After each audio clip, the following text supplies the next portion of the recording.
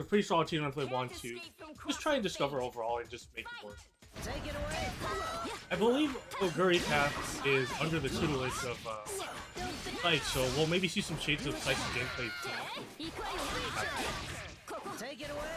Yeah, so far just trying to get out of Blake's pressure. Just looking to create that comfortable Adachi space. Well, yeah, you could like throw Zio. A delayed Ruby call, not gonna allow for the BZO activation. Fishlicker will capitalize. Getting the Oki unlocked as well. Starting to put Oguri Cap in this vortex, but gets a nice burst out, and they're trying to get things started with a nice grab. But I think he makes something happen, but unfortunately a burst comes out, and unfortunately not able to capitalize. Oof, oh my gosh, the firecracker gunshot from Yang actually broke the persona on Zio. Very unfortunate, just gets hit by the JC. It's gonna be solo Ruby from here on out for Oguri Cap. Definitely still doable, but with level 3 Resonance, maybe not the ideal scenario to be in, but only trying to make something happen, but unfortunately just pressed at the right time, and it looks like Fishwicker is going to be taking. Yeah, very comfortably and in a cozy fashion. Fishlicker just, you know, doing the job. Just when you're fighting against Adachi, really no matter what Adachi comp, you obviously don't want to be full screen within the effective range of Zio, and if they're going to be calling the system doing BZO shenanigans, it's bad vibes. So yeah, Fishlicker just constantly challenging, whether it be super up close with Yang or a little bit further away, because Blake does have that ability with her long range B normals and such, and we've seen a lot of persona breaks, a lot of interruptions. Oguri Cap just can't quite find that space in order to get anything started. Yeah, especially with how slippery Blake can be. I imagine it's hard to just try and get set up and maybe find a safe. It's not a BZO, but if he gets his happy birthday and starting to get some momentum on the board here, but a burst comes out and able to just reset back to neutral a little bit. So crossing JB, Oguri Cap playing this quite aggressive. I'm seeing a lot of jump forward JBs and such. Seems like they are not really committed to the ideology of trying to zone or find Zio patterns. They're just taking the fight over to Fishlicker. It's having varying degrees of results so far. I feel like Adachi does have some ones to be able to contest. Both characters are in the close range with the 5A, but unfortunately not really working out to their best interest right now, and just getting opened up again with a JC might be turns for Ruby, catching out early on. Yeah, that JC has been cooking Oguri Cap time and time again. Fishlicker, you know, if it ain't broke, don't fix it. You're gonna keep throwing out the option until it's blocked. Solo Adachi here, level 4 Resonance, honestly not undoable, especially with a call right there. Resonance activation, you better believe it. Opened up in a sour spot on the 5B, are able to get a kill. Nice, getting confirmed that should kill the Blake, and yeah, it's all just soul situation. Level 4 Resonance, and just right outside of... No, they have 7 available, but... Still working out, not going to kill this quite yet, but a one-touch situation for Oguri Cap. Yeah, they've done a lot of work with the solo Adachi, but again, the Firecrackers are stuffing out the persona. They can't keep getting away with this. Gonna go straight into the bunches of punches. I don't think it's enough to kill, though. Not quite, but it's just a one-touch situation. Just a very nice J8 threading the needle, and this should be Kearns as long as Oguri Cap is. Nice. Yeah, ironic how this has worked out, where the biggest problem that Oguri Cap has been having throughout this set is finding some of those Zio timings, but when it was just isolated on solo Adachi, all of a sudden was just able to pull the trigger at exactly the right moments, and in that resonance activation, getting the super confirmed for a ton of damage, honestly, off of those few snipes is going to be clutch enough in order to tie it up 1-1. Honestly, I can kind of understand, you know, when you have both characters on screen, you're kind of you kind of consider how to operate both of them, sometimes, honestly, at the same time. But, you know, when you're down to one character, it's like, okay, I could just focus on one character's kit and maybe just bring a couple things down to fruition there. I think that's what happened with them. Yeah, I'd say so. If they're able to translate that into the 2v2 where you have Ruby supporting, I think it'll be a night and day difference between what we saw Oguri Cap open the set with. Fishlicker sticking to more of the same here, applying the rush down. Does get opened up by the throw. Good here, should be able to get a time, but a little too much dip on the chip, unfortunately, but getting a nice error conversion. Not really a full combo, but just, you know, I think it's a 68k character, so a lot of this damage is just out of it already. Yeah, a bit ambitious with that Zio, like a bit too close, so forced to burst instantaneously, but Oguri Cap has the life lead, even with these straight hits that Fishlicker's finding, nothing super notable. Just needs to stabilize. I feel like they're just kind of jumping around trying to reset the neutral, but can't quite find the spot to do so. Good time to burst from a Guri Cap, just trying to make something happen, but unfortunately, Fishlocker has been really good at just sniping out those Zeos from the distance. Fire Factor, and it's just, again, not really allowing a Guri Cap to just play safely with Zeos. Yeah, I think the thing with Oguri Cap is, like, as soon as they're, like, how do I explain this? As soon as they're in a situation where they can throw Zeo, like, it's the perfect range and the perfect option, they do it. And so in response, Fishlicker always does some type of counter. It's one of those, like, just because you could doesn't quite mean that you should situations where, like, if Oguri Cap just waits a minute, baits out the assist call, and then, like, goes for Zeo, they might find more success. Has to be a little crafty or just maybe just cover it up with something. But unfortunately, having semblance of that trade in the air, all up to solo Ruby. I don't think Resonance doable, but unfortunately, I do think Oguri Cap's Ruby is in one touch. Ops Resonance level 3 activation. Any hit on this Yang will be massive. You can see Fishlicker playing this super defensive. They're just trying to stall it out. The most out backing I've ever seen from Fishlicker in my life, but the Yang does eventually go down. And nice confirm, trying to catch that Tomato, but unfortunately not working out. And nice air-to-air contesting airspace with the Ruby, and we'll get their second game on the board. Oguri Cap lead now. Makes it work. Yeah, had to do a 1v2 comeback with Adachi previously. This time, that responsibility landed on Ruby, and she was able to fulfill her duty. 2-1 here for Oguri Cap. I still feel like the overall 2v2 game can use some refinement, but the clutch factor from Oguri Cap is what's really shining through in the set thus far. Yeah, it's really interesting because it just feels like Oguri Cap just, again, has that clutch factor. They feel the pressure's on when they're really down a character, but that, again, I feel like it just allows them to just focus on the capabilities and get one character, and it really allows them to shine solo. But Fishlicker is ultimately winning out a lot of these exchanges whenever they choose. Yeah, I do like that they called Ruby 5P initially before looking for a Zeo. That allowed for her to cross up and get the free B Zeo. So yeah, maybe more assist-centric play is what's necessary. Baits out a DP in the process, not ready for the punish, but the pressure is piling on high here for Oguri Cap as Fishlicker matches out. But they're trying to get some stuff going. And yeah, I think that's really like cheeky right there, because the overhead that crosses up has just been really catching Oguri Cap off guard. Let's try to get some pressure going and a nice call out on the push block. Fishlicker cooking up. The burst is available for Oguri Cap. Probably just going to be holding this for now and then bursting on the next mix-up. But we got Tech eventually. Cross slash makes contact. What happened? Which it looks like they maybe tried to press a button, or I want to say maybe their throw got eaten up instead of a super, but unfortunately not working out. Blake has to play up on the field a little bit just to make something happen, and a nice call out. Dang, yeah, was looking for those Zeos, no dice. So Solo Ruby yet again. A bit of an easier task than what we saw for her last time. She has a lot of life to work with. The Yang is close to death. Does commit to that reversal action. Gonna be getting punished for Fishlicker to extend the lead. Pressure going. Hopefully they can make something happen here. Nice grab, and I don't think this will kill just quite yet, but just one more situation, and Fishlicker does have the OP unlocked, but just decides to cash out the meter. Maybe trying to go for a kill here if possible. Unfortunate drop, but it looks like she was actually plus on whiff. Quick whiff recovery animation from Blake on that super, it seems. So Oguri Cap was trying to match within the scramble, ended up still being minus. Fishlicker able to come out on top. We're tied up 2-2.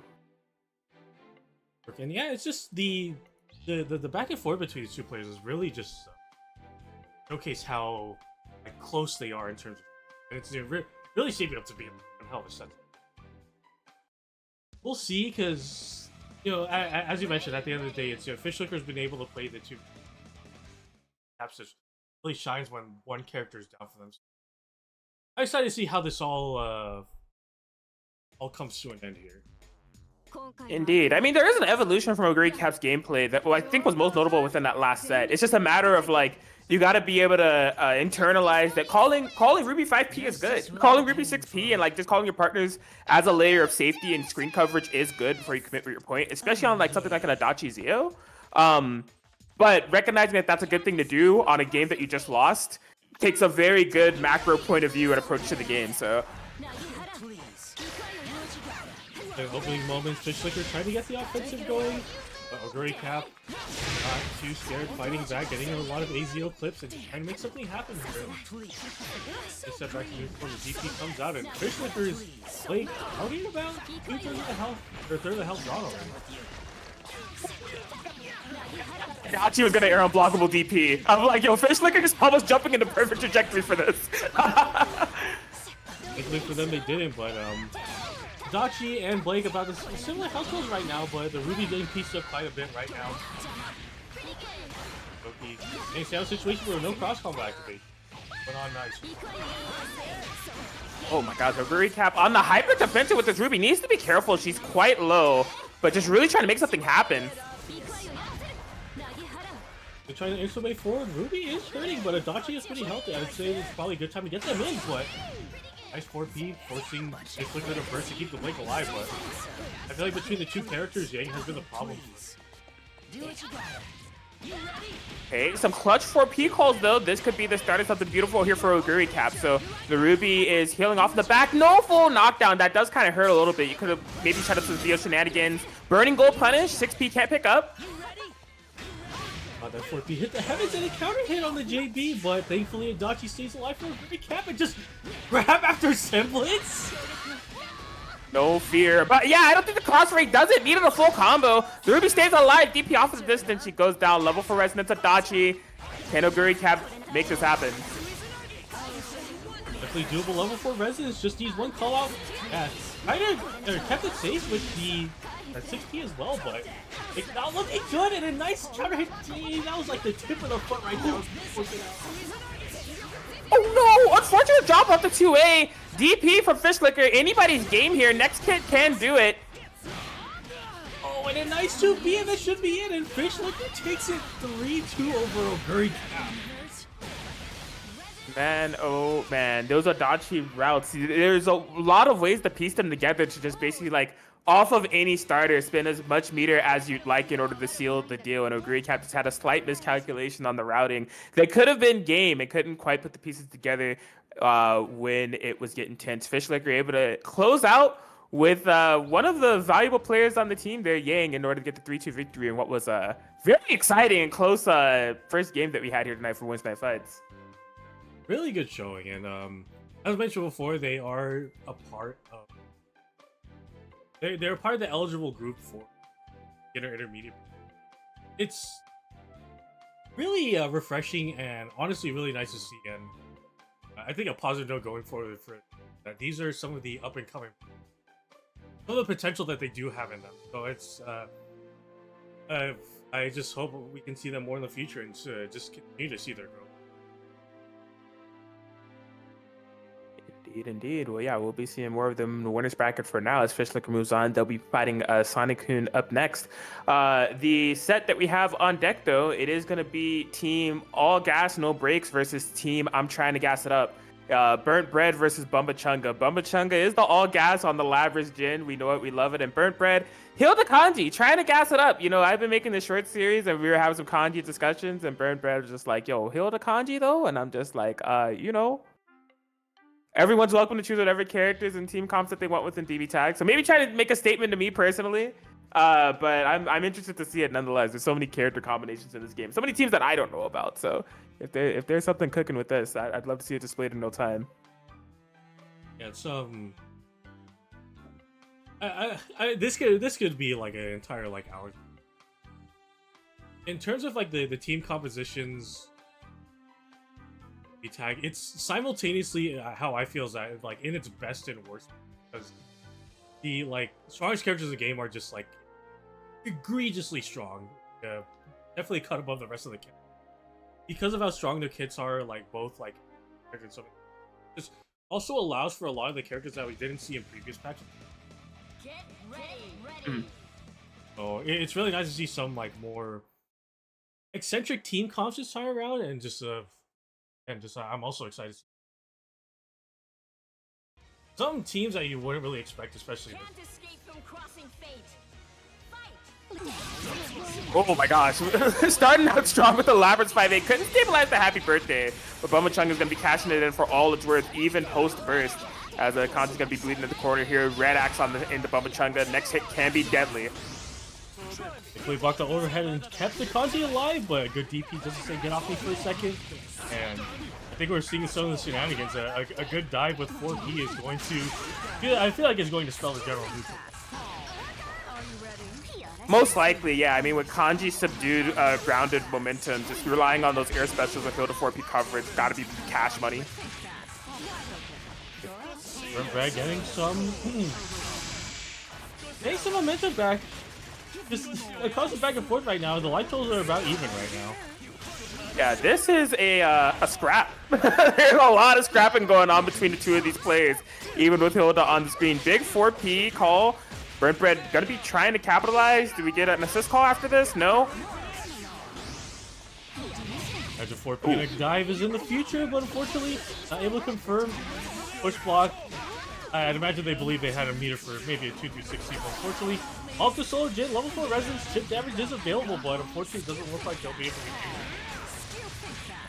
do it. Yeah, 5 BB into the gravity squeeze, and that's gonna be able to do it here for Burnt Bread. A very chaotic set altogether. There are just a lot of stray hits on both sides that did not quite stabilize in the confirms, but no inkling of wanting to reset back to neutral on either side, which again just made it for like something super scrappy. But I mean, one thing that Burnt Bread has like as the X factor is that Hilda 4P assist, where if you're too busy worrying about scrapping with the point character and you're not checking that assist or have the ideology that it may be called, we saw so many potential happy birthday situations, so many punish scenarios, so many just stop signs that were added to the equation that really played in Burnt Bread's favor towards the end there.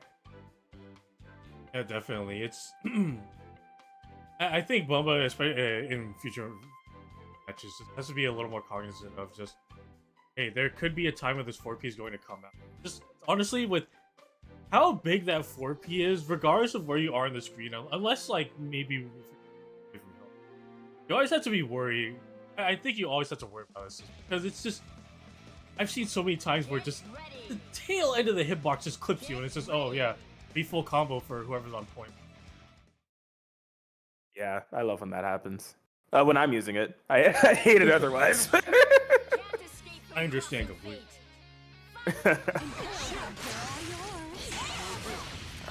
And ambitious round start from Burnt Bread. They did a round start option that still would have lost the Labyrinth 5A. They were convinced that Bubba Chunga wouldn't commit to the bet.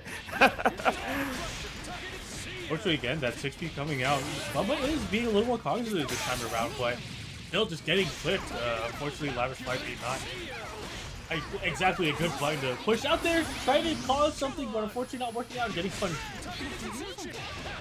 Oh, they're going for some big damage. I like the routing idea. It's just the 4P, thanks to the vacuum effects of Kanji 5BB, not quite working out the way they intended. Labyrinth still goes down, though. Up to solo Jin once again, only with level 1 resonance this time, but Chunga is slowly trying to make things happen here, getting a good amount of damage on the Kanji, but and soon. I got to spin the meter and, oh, you know what? Yeah, just kill. And it's all, it's a 1v1 now, off the solo hill. Bumba Chunga play that well. I sometimes get worried about Bumba Chunga's routing and resonance. Not that it's bad, but that it's too good. They're a little bit of a swagloid, and it ends up being really extended routes that doesn't get the full utilization of their resonance. But oh man, their reward for killing Kanji is they gotta fight Hilda resonance, and you know that's kind of hard. The unfortunate reality of the situation. I'm with you there. I think Bumba is definitely thinking about the long game of just, I can't kill right now, but you know, hopefully I can just gamble into a reset, get a little more leverage. It ultimately did work out, but unfortunately, as you mentioned, just your prize is having to fight a Hilda. Yeah, with no Toga, right? They had already spent all the resources on trying to kill the Kanji, so Toga could have been a big feather in their cap to try to counterplay the likes of Hilda. But yeah, with nothing there, Bro just like, I'm gonna let the pins fall and the JAs go with full free reign, and there's nothing you can really do about it besides block and cope. Get ready. Hopefully, last potential game for this, and hopefully Bumba Chunga can make some, because they do have a bit of things that they are able to pull off just to try and get some momentum and stay in Burnt Bread's face. But just again, that big stop sign that is still the 4P has really been the pillar of Bumba Chunga. Oof, yeah, got that burst punish, but yeah, that awkward, annoying Hilda hurt box. He just fell out of that confirm, was able to tech out of the corner. Could have been a really big difference maker for Bumba, but they still find a hit on the Kanji, maintaining momentum one way or another. Being good, unfortunately, no punish on the burst, but Kanji's going to have to be sitting out for a little bit, and I'll just hold it for a bit, but you know, this is one character that is, I imagine Burnt Bread is pretty happy to have in the front, but I think they'll be killing off Bumba's lap. Yeah, I wish Bumba, that was tough. There was just like a lot of scramble situations. I think Bumba was also lamenting that they had, I think, a kill opportunity on Kanji. There was a bad assist call, Jonah's out front. I think Togo would have smoked, bro. But yeah, just brought Laberton with no help. Solo Jenna tried to take this back. Hitting the brakes just to not deal with the Hilda 14 puts himself into a sail situation, and for Brad, unfortunately, dropping the combo. Kanji kind of messing things up, but Bumba on their last stand, Resonance is out and trying to make something happen. With JC hitting in an awkward angle, Bumba on their last stand here with JB. Can't confirm off the air-to-air. 2B hitting standing from that far away is quite cursed, not gonna lie. That was unfortunate, and yeah, just unfortunate checkmate situation right there, and Burnt Bread just completely capitalized. There it is, Burnt Bread gonna be moving along. They will be fighting Tomo A next. Now the question is, will that be a Hilda mirror? Who knows? It could possibly be. Tomo A moving in there with a 3-0 victory over the Pixel Traveler, joining the likes of Iota, who also got the win over the Chris. Serene Smile with the 3-2 victory over E2 Deku, and Losers 7 with the win over Goose Man. All these gamers in the territory for potential top 8 qualifiers. We're just trying to figure out their opponents. Exclamation point bracket in the chat if you want to follow along. Also, exclamation point match Reno, where you choose what you like. Just hit that log in to as much as you like to the plot, where that could be anywhere from, I believe you could donate a cent. If you're feeling generous enough to donate a penny, but I also have to pay like probably 5 cents transfer fees, and go right ahead. We do have a pretty sizable pot tonight. Rory Lover 89, I believe this is a carryover from last week. Unfortunately, we weren't able to have it, but still, Rory Lover feeling generous enough to donate. And shout out to Rory Lover 89, by the way. They've been with us since like the pandemic era of WNF. So they've always they've come around pretty often. You know, is pretty generous every now and then whenever. Also, Roy Lover, no message. Feel champion support there. Also, thank you to very own Teal Master Chief, $10 donation. Team won't keep us down. We keep it growing, and this needed.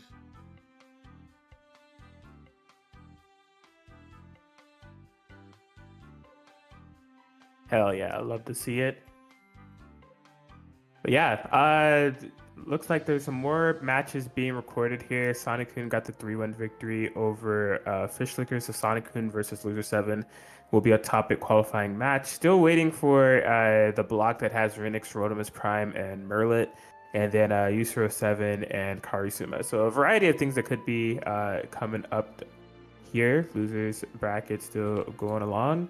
But yeah, hope you're all having a good Wednesday night. Always good to see y'all here at the same time, same place, on the same channel at twitch.tv/ready30 for some good vibes, some good fights.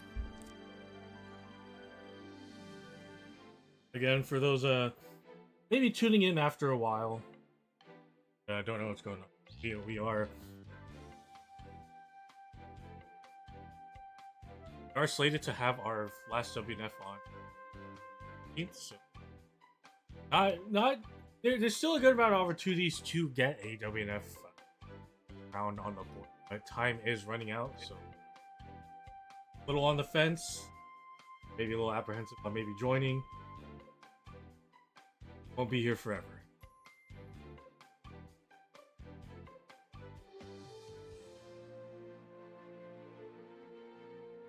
Just getting some matches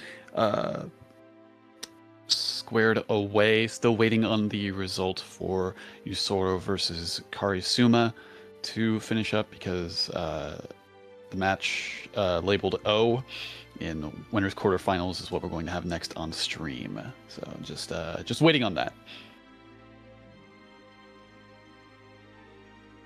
I will say this as well. I have, so as we've seen with the commands throughout the year, once WNF is all said and done, probably next few following days, I will go through the Nightbot channel of all the commands I have available and try to give some lore insight on some of them, because I'm sure there's a lot of questions that need to be answered. Holy hell, that's gonna be a long stream. Yep. That is wild. Blessed though. I look forward to that. There's looking here, there's about 10 pages worth of commands, so it'll be a fun time. I'm already seeing some of them, and yeah, I gotta go back and remember what the hell happens, because most of these just feel like a fever dream now. Oh my god. Wait, it shows 25 per page and there's 10 pages. That means there's like 250 commands. Oh my goodness gracious.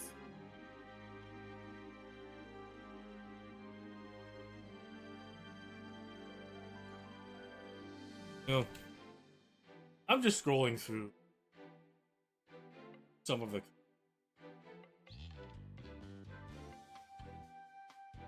And like, there are some that I can't even like. There are some that I can't explain where these came from. Like this one. I don't remember putting this.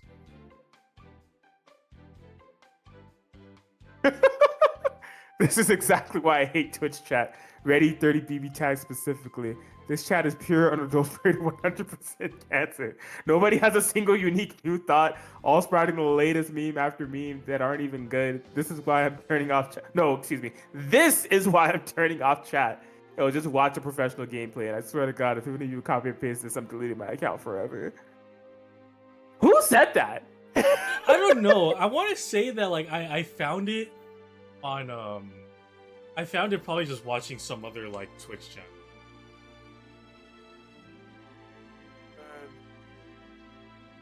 Wait, what's the origin of this one?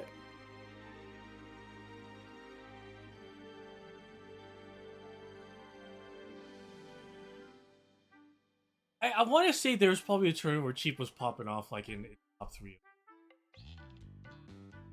I see.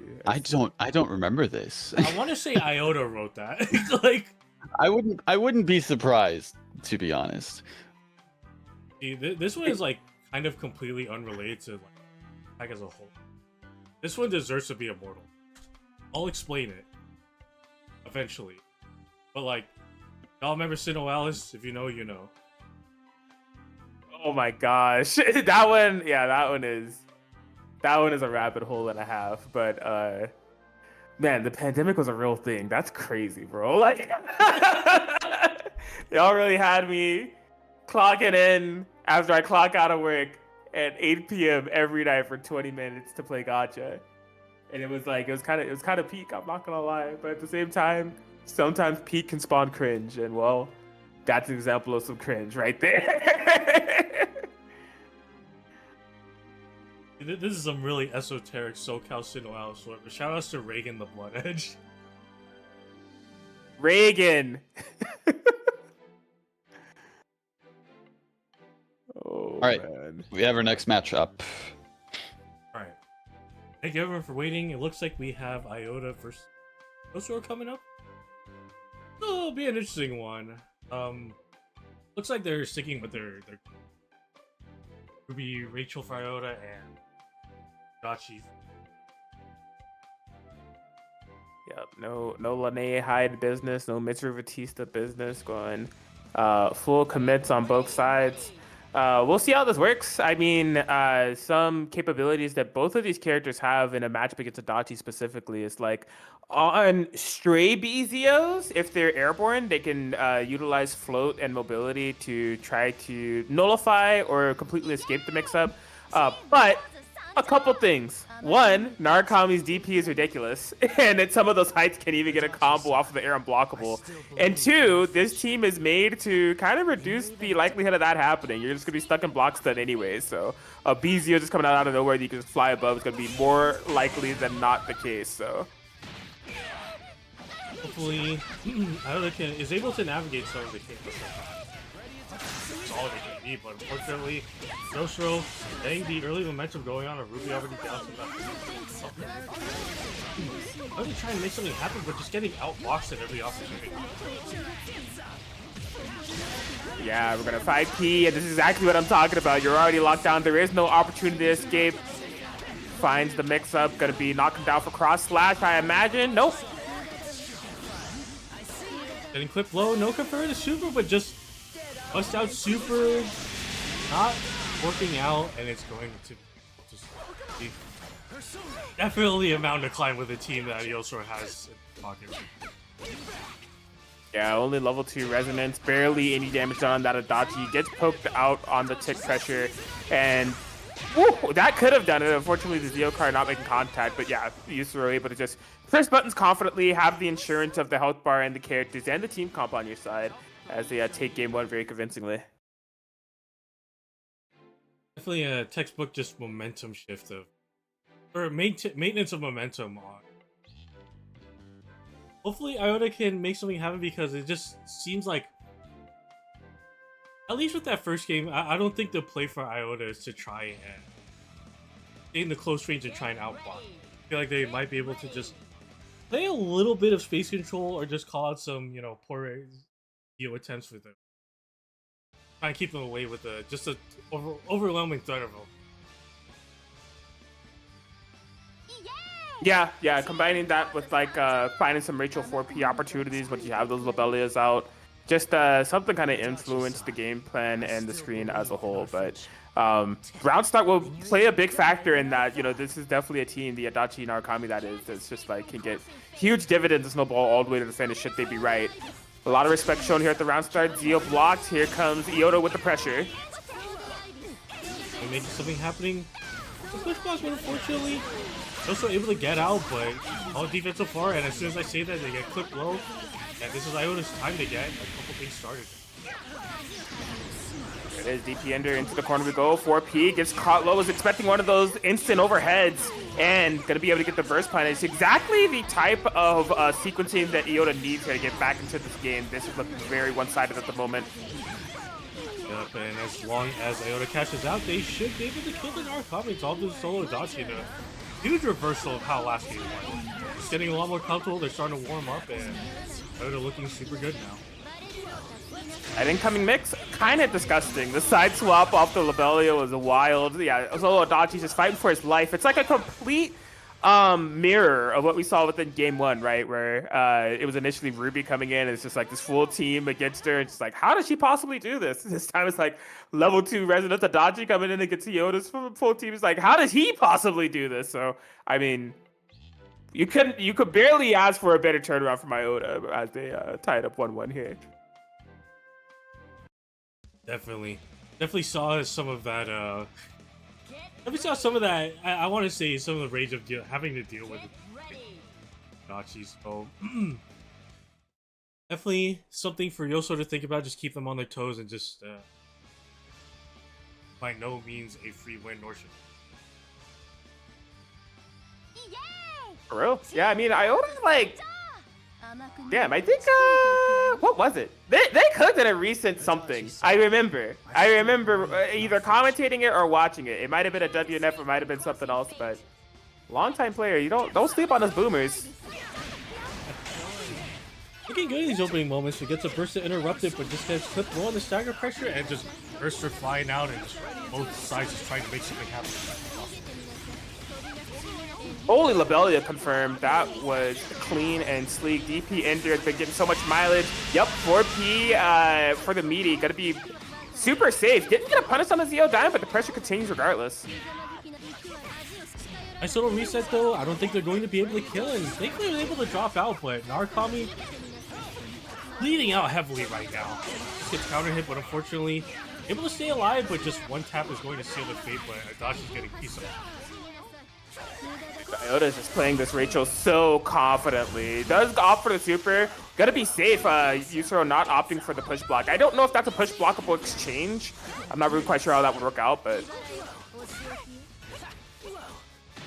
interesting little 4P clip, and Adachi not going down just quite yet, but an unfortunate burst timing, and Yu's going to be the one that's going to die. Oh no, commentator's curse, unfortunately. Yoso's character still alive here. given the circumstances, that is not the combo that you wanted to drop there. Like, that would have been setting up very familiar territory where the solo combo character would be coming in and you have so much life to gain. Oh, I think they thought that that super was going to kill Adachi. It would have been a worthwhile trade, but it just barely doesn't. Fortunately not working out. Also saw Rachel, very healthy Rachel, level 4 Resonance, but unfortunately just getting smacked in the face with that counter hit 5B. Not looking good, has to deal with another BZO setup. And just the complete momentum shift off of not killing that Narukami earlier. Just, I think, just sealed Iota's fate for this game. Oh, you're telling me there's a chance? Never mind. Unfortunately, Purple Blade just calls out from full screen, and the oh my gosh, one of the things that I have noticed with just, you really have to keep them locked down as much as, because in situations like that, you give them an inch, whether it's by accident or just deliberately, and they will take a lot. So it's just really unfortunate for Iota that it happened, but it's just also something to think about in these next couple of games, of just keep things as airtight as possible. Whether it's pressure or combos. I think you're like 100% in that assessment. What has been leading to a lot of Iota's success and the game that Iota took is that suffocating playstyle, mostly spurred by Rachel, right? Just going for these short and sweet combos with the DP ended set up for the Ruby 4P Oki. And yeah, Yusuro trying to escape, not able to essentially guess right. And Rachel snowboarding that all the way to the finish. So just those slight little drop, the slight little semblance of neutral, the little glimmer of hope that Yusuro had in order to play the game was able to swing the tide. So hopefully Iota stays confident and gets back to that playstyle that gave him so much success in the first place. Oh no, my ears! Oh my god. Unfortunate, also reading the timing on the burst as well, and Yosho just maintaining that momentum as much as possible, and unfortunately Iota looks like they pressed a button and they just don't want to deal with it anymore. I understand. Zam. Yeah, I think that last game was mentally taxing, it going to the wayside like that. But a solid fight nonetheless. Really, it was just one that was just a combo conversion away from being able to go into a completely different frame set there. But it will be Yusuro who moves along. They'll be going up against Tomoe up next in the winner's side top 8. That'll be an interesting one. Definitely think they do have some something that I'm fairly confident we've seen in the past. It'd be nice to see them square up once again, but like we're shaping out pretty quickly here.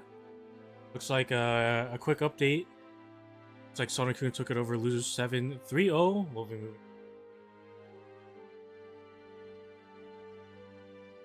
Like we're still finding out who's going to be fighting Serene's final between Merlin and Rodimus Prime.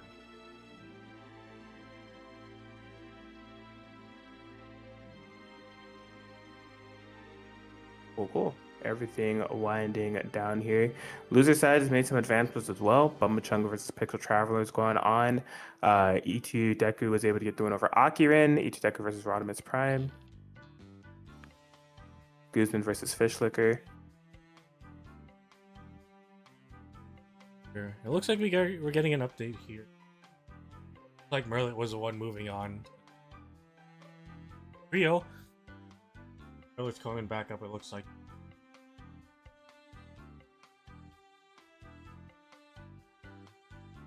There it is. Yeah, so Merlin teasing the Neo Rachel. You really never know with Merlin which way they're gonna go. Of course, Hilda Neo, the main team, but flaunts a variety of different teams.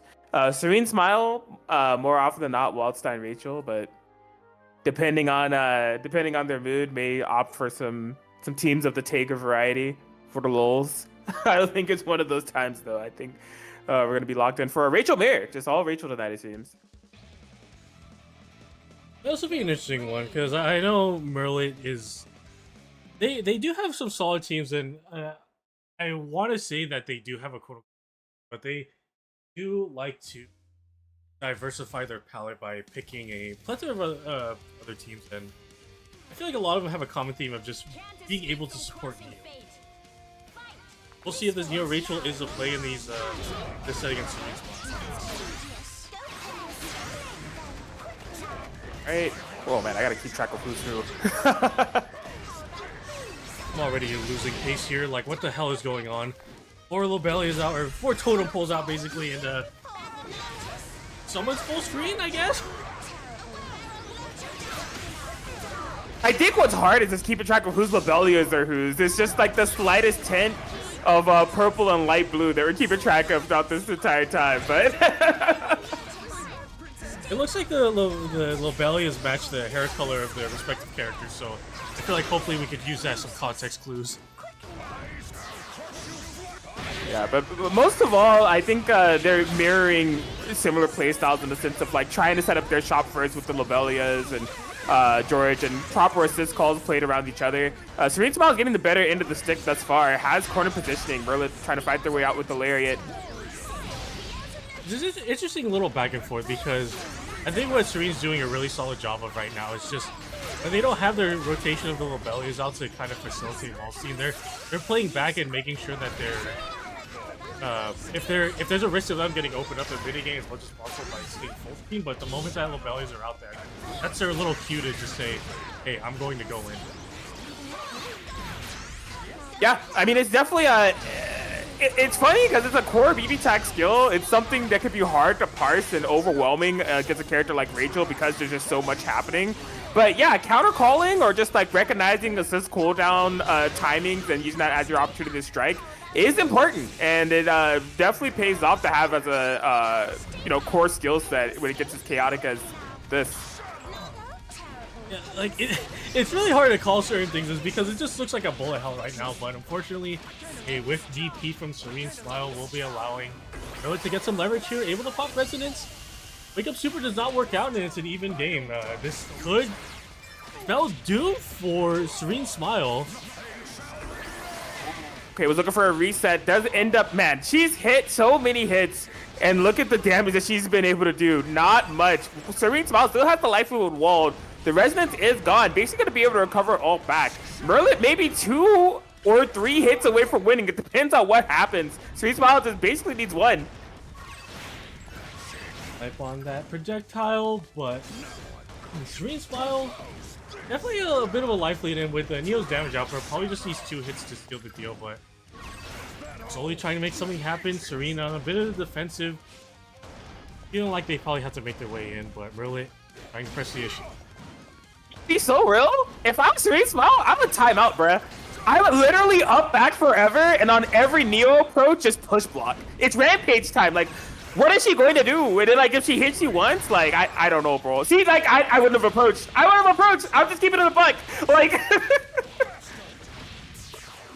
I see a wake up's command grab from Serene right now. Okay. Yeah, and Merlin's got the right idea. They're listening in. They just got to run now. 15 seconds on the clock. No Resonance available, so they can't pause the timer. Oh no! No! damn. Wait, you can punish. Okay.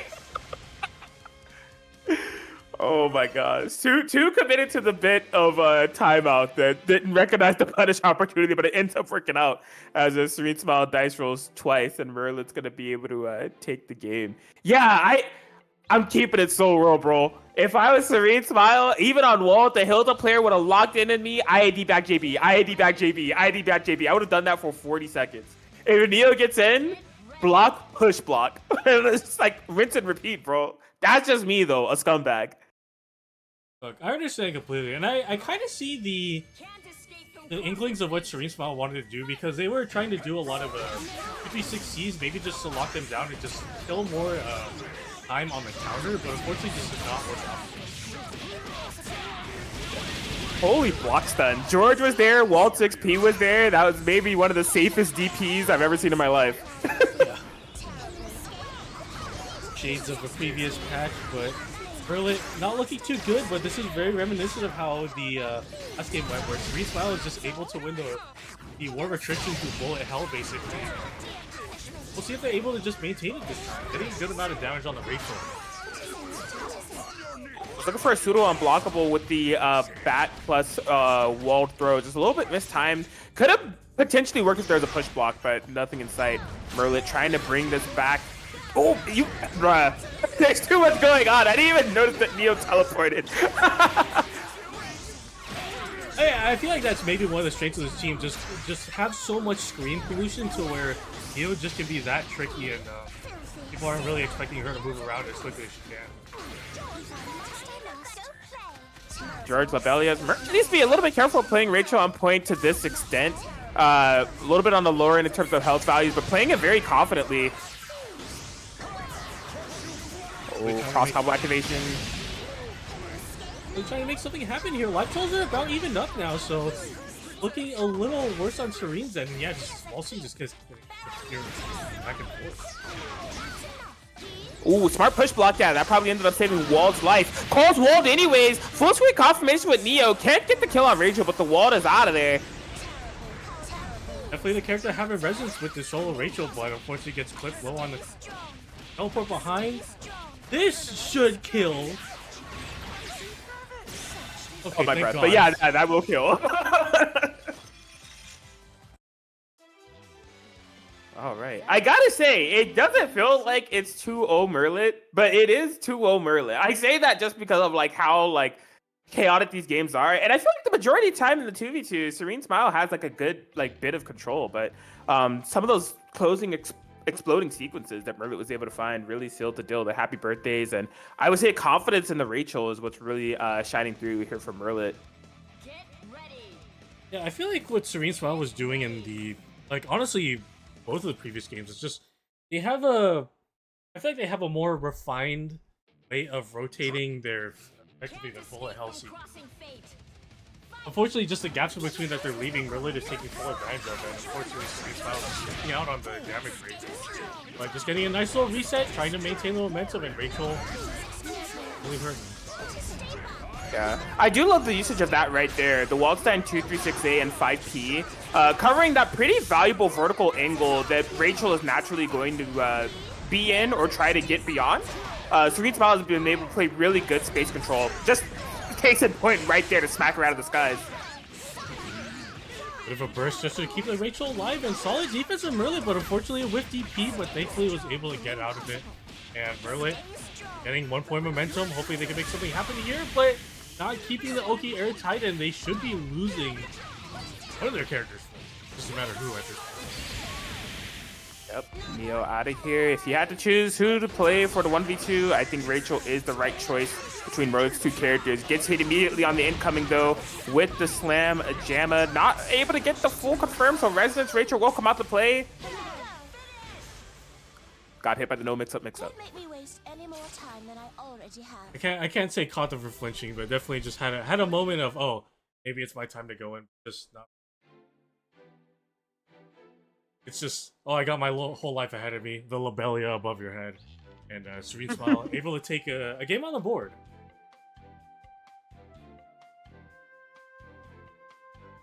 There it is. And Merlit not locking in quite yet. Now they're swapping to the Neo Hilda, which I mean, this is Merlit's main team, but I don't know. They've been playing such a unique neutral game and so many mind games throughout the Rachel mirrors that Merlit has gotten the better end of the stick of for the majority of games.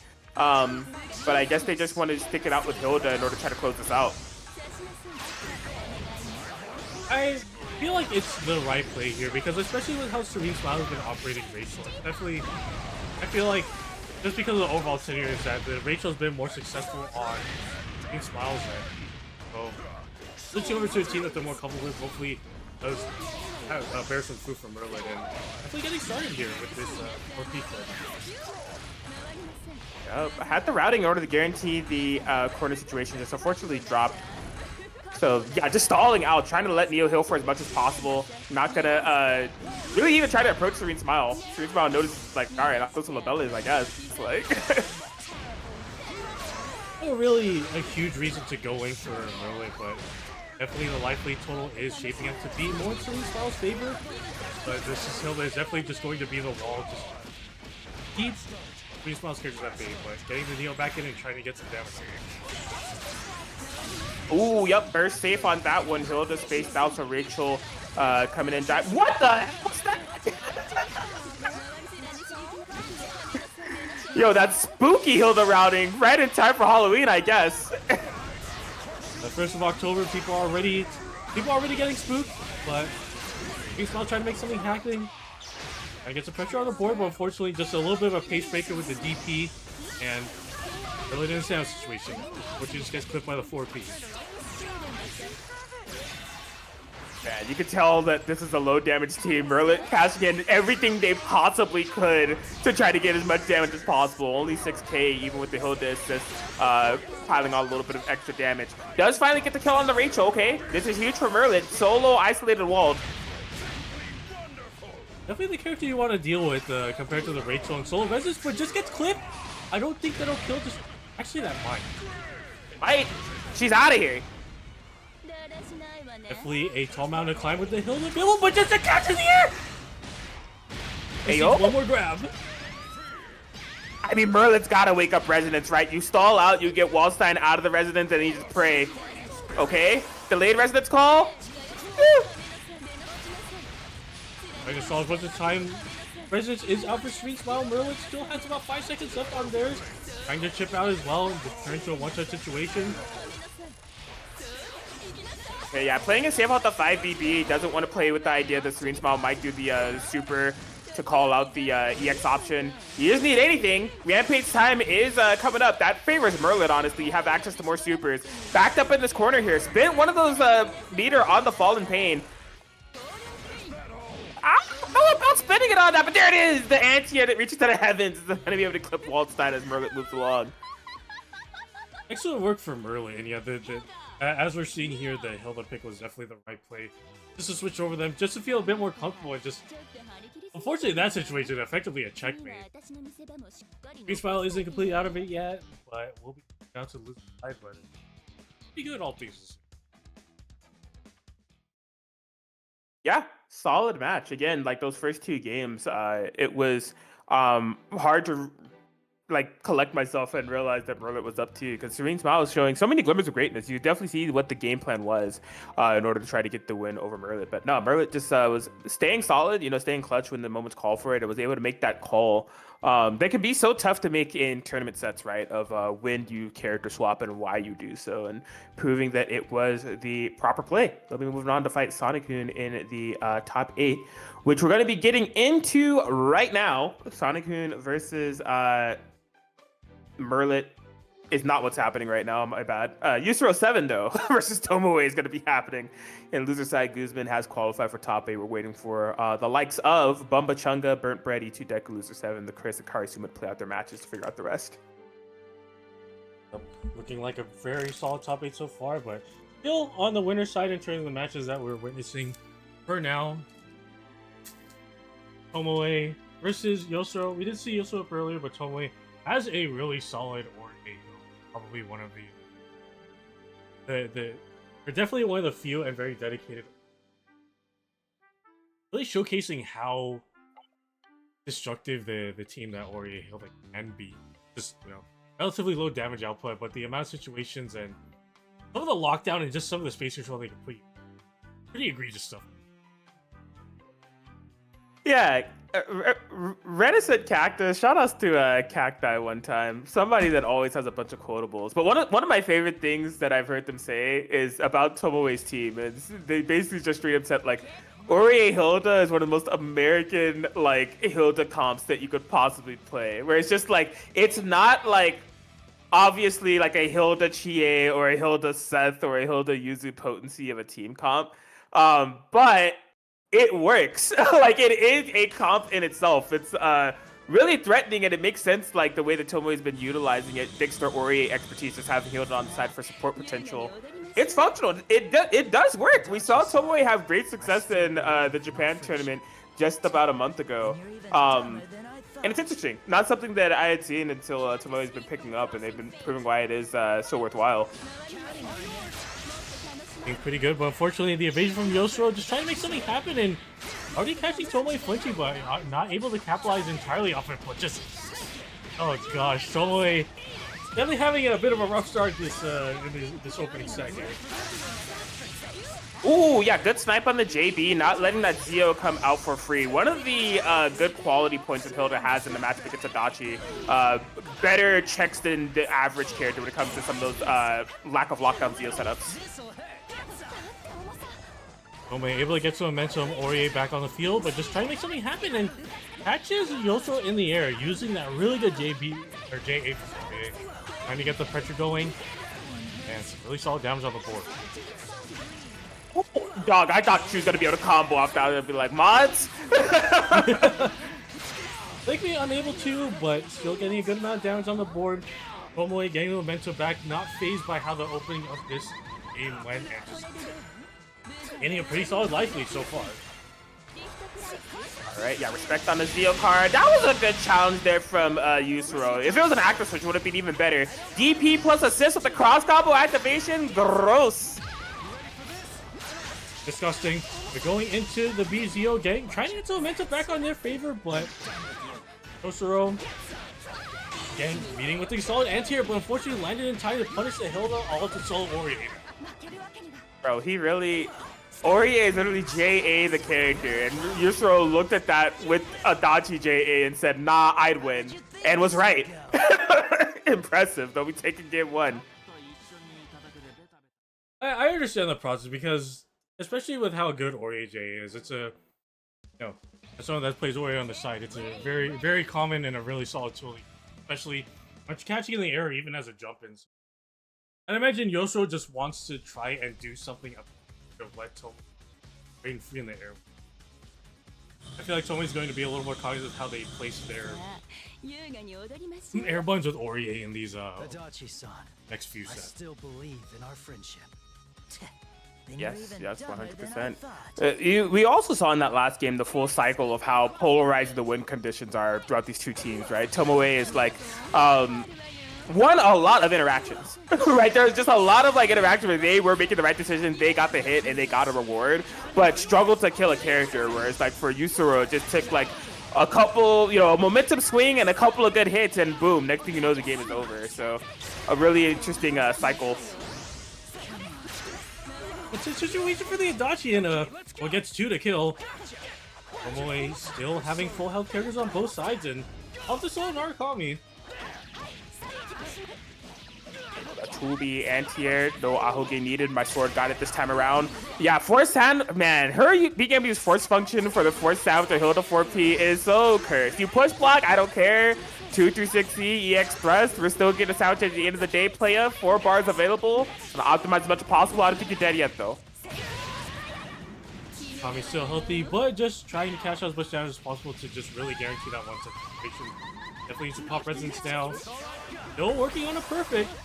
And looks like they're getting it.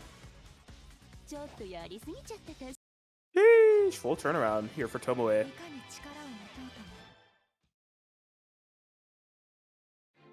No, that's the like whether Oki setups that they can do or 236B ender, but it's still really egregious to see because as far as I know, it catches quite a few techs and just especially with this team that Tomoe can put you. Even if you try and push block out, there's still a lot of ways this team can just maintain your position where you just have to stay.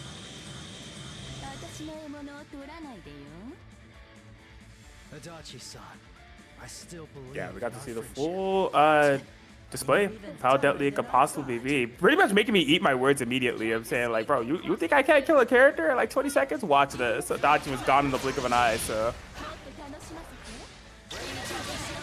Make something happen here with a Brave JC from full screen, looks like. And Tomoe try and make something happen here.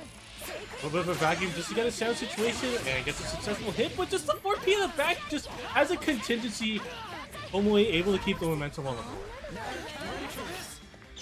Oh man, you see that like Tomoe jumped forward, actually showed a little bit of hesitance on the JA on the approach. Maybe just a little bit of sore memories of getting an anti-air and air-to-air from that in the past. Committed to that DP, stuck in the corner, cross slash, not another one, gonna opt for the Oki, the easiest safe jump in the world. Also looking really good here, just trying to keep that Ori locked down, but Hill just gets punished on the tag in. Oki's situation gets put low once again, and just momentum just shifting more and more in Yosu's favor. There's the snipe. Level 2 resonance, but oh man, that might have been a whiff punish. I can't believe it. With some of Hill's buttons, I feel like can be, you know, provided you have a tool like AZO as quick in a fast forward minute. I wouldn't be surprised. This character's good. No footsies. Get ready. Yeah, just like that. Yusro up 2-1. One game away from moving on into the winners finals. Tomoe still having some opportunity to strike back though. We've seen you know, what the team is capable of. It's just a matter of getting those opportunities to happen and escaping the Adachi Narukami Vortex. Some of the best looping pressure you could have in this game.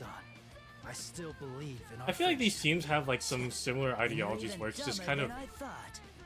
maintain pressure every time you get a knockdown. But with the damage output Yoso's team, the only way that I could really put it is that Yoso has to succeed comparatively significantly less than Tomoe with the general damage output that keeps you down with every knockdown. Ruh-roh. Take it, Tomoe! Okay. It looks like they got the controller back. I see. Well, unfortunate starting from Yusro. Whatever happened here with the controller issues. Trying to make something happen here. Yoso doesn't look too fazed by it. Nice call out on the Gavin pressure with the super, but still back is against the wall for Yoso right now, but slowly making things happen here.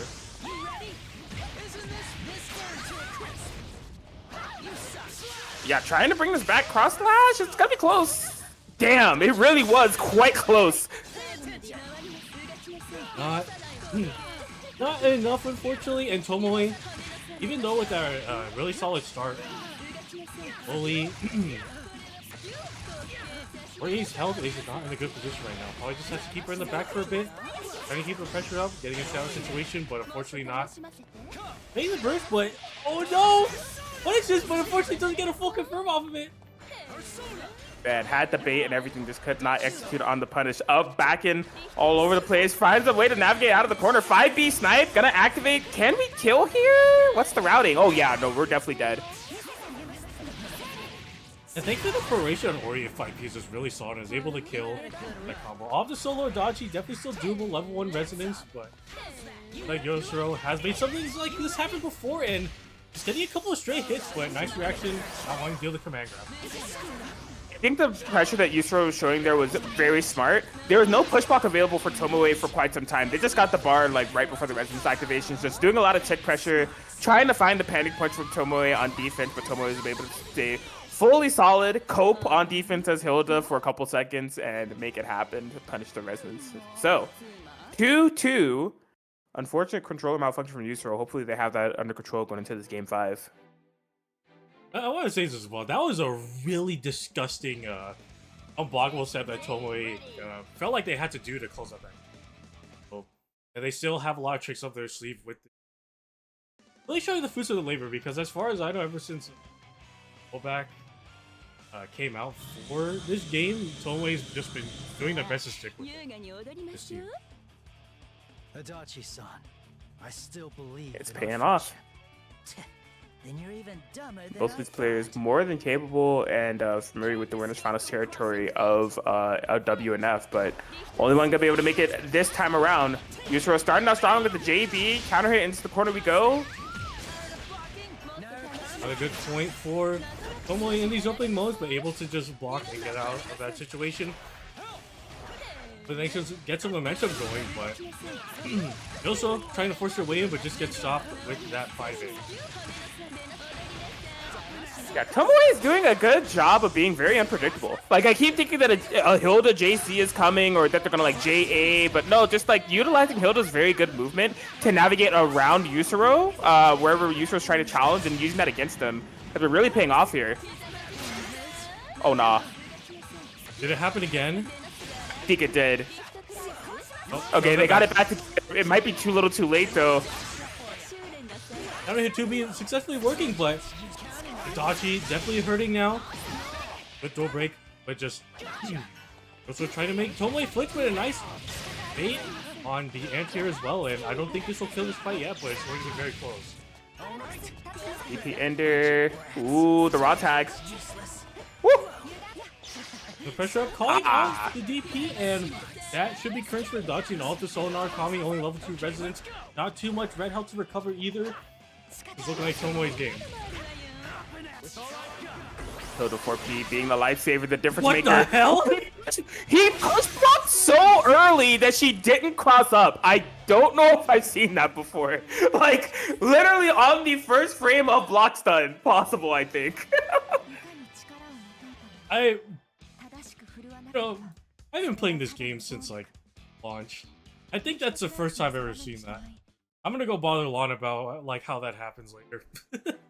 That was so weird. Like, man, it had to be some type of spacing plus hurt box plus he push blocked on like the first possible frame, like sort of thing. I don't know, but either way, man, low key that might have made the move better because he maintained the same frame advantage, but she was like right next to him, like literally right on top of him. Like that was so funky. Yeah, like with how EX Divine Thrust usually works on block, you're usually in a position where like the best like thing you can do to maintain an advantage is press 5A, and sometimes the opponents can even up back on it. I agree with you. Since I put in point blank, that just left a lot more opportunity to try and mix their opponent there. So this game works in wondrous ways. Yo, the Aurier discovery of 2025. If you do a half A press on Aurier 236C, she stays in front. I don't know, man. That's crazy. Okay, with how volatile this game would be, I don't think it will ever be completely quote unquote. So I'm glad that there's still like little nuances and little what I could only call freak accidents that happen and to be discovered in this. 100%.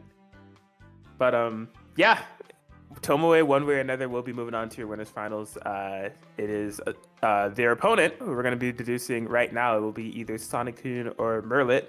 After this, we do have loser side top 8 matches that'll be coming up. So we know that Burnt Bread and Guzman is one of them.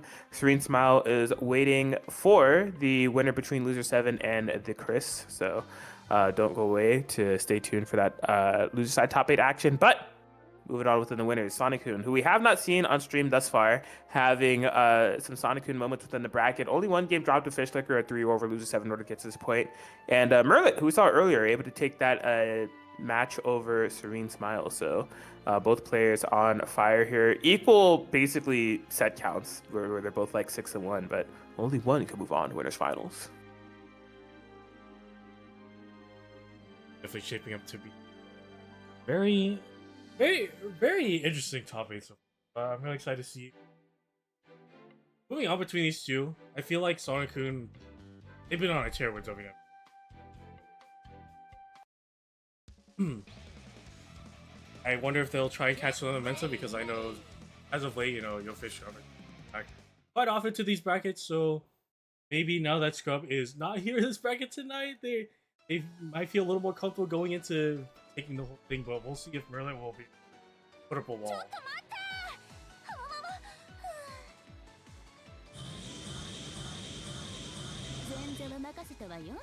Indeed. We'll have to see how this goes. So, Neo Hilda not opting for the Rachel or anything like that at this time. It's going to be starting out with the tried and true. Yeah, especially with an opponent like Sonic-kun, I feel like you have to stand up and put your best foot with teams like this. We'll see what happens, but some excellent navigation and an early happy birthday from Sonic-kun. Able to just get some momentum on the board, and oh my God, that's 10k on Hilda already. This is bleak. Yeah, just Sonic-kun gonna be able to ride away with all the momentum here. Neo just about a hit away. This keeps it mid. Can't get the burst punish, so that's one thing in Merlit's favor, but probably the only thing at this point, as they really need to climb back within this match. Trying to call the gap, unfortunately not working out. A good DP just to punish and not keep the 236 super safe. It's something Sonic-kun likes to do, and already, S not looking too healthy, but Heart is... Both characters are a huge problem on Sonic-kun's side, and having a healthy Heart is just something that really no one wants to do. This is I mean, shoutouts to Merlit's defensive capabilities. I think Sonic-kun has been really locked in on trying to close out here, where they're constantly pressing the advantage, but Merlit has been able to comfortably cover the proper areas of the screen to deny Sonic-kun's approach and do damage in the process. They've literally fought themselves out to the corner and maintained a 2v2 in the process. It's been very impressive. Good time to DP from Sonic-kun just to halt the momentum, but a DP right back. No one is in the mood for blocking right now, and Merlit slowly trying to make something happen. They're not at a life advantage right now, but slowly just dictating the pace as much as they can. Oh man, the floating Bruner was able to just barely float over the Hilda 2B attempt from Merlit, and everything's kind of fell apart. That was the assumed risk of the way that Merlit was playing, was just like, you're making all these right calls, you're covering all the right areas of the screen, literally playing perfect, and you're not even being deterred of calling your assist. You're still calling your assist even though they're on the verge of dying. So it's just like, if you could keep that up and like make the snowball finish to the end, awesome, but if you make one mistake, the game is probably over, and that's essentially what happened. Yeah, definitely. It's definitely the risk and the consensus you have to make, especially with how little health you have. You have to, those situations, it's definitely a moment like you have to be brave or nothing's going to happen. I feel like if we can see similar shades of that with Merlit, even without the low health totals, I feel like they have a really solid chance of taking over Sonic. I'm with you there. A solid start here, right? You know, 5A, round start on the Heart, into the corner we go. Could be a big deal. Just doing some stagger pressure for now, leaving some gaps. Got a challenge on one of the gaps. Why did she fall out, bro? The Hilda conversation. What's the discussion, man? I hate this character's hurt boxes. I think we left out from Merlit. I think that was also in part of Neo just being a get down Miss President moment, just really halting the momentum of just being able to get the happy birthday. But Merlit looking good, getting some more damage on the board, going for a reset, and actually had some damage, not going to kill the S, but just putting her in a really dangerous zone internally. Ooh, okay. Tech on the throw, active switch. Oh my, the sneakiest instant overhead set. Wait, that didn't even combo at reset. Oh, nah. Oh no, has to deal with the vortex that is Neo, but thankfully was able to burst down. Sonic-kun wasn't ready for it. But just catching the nail toward and spreading the meter.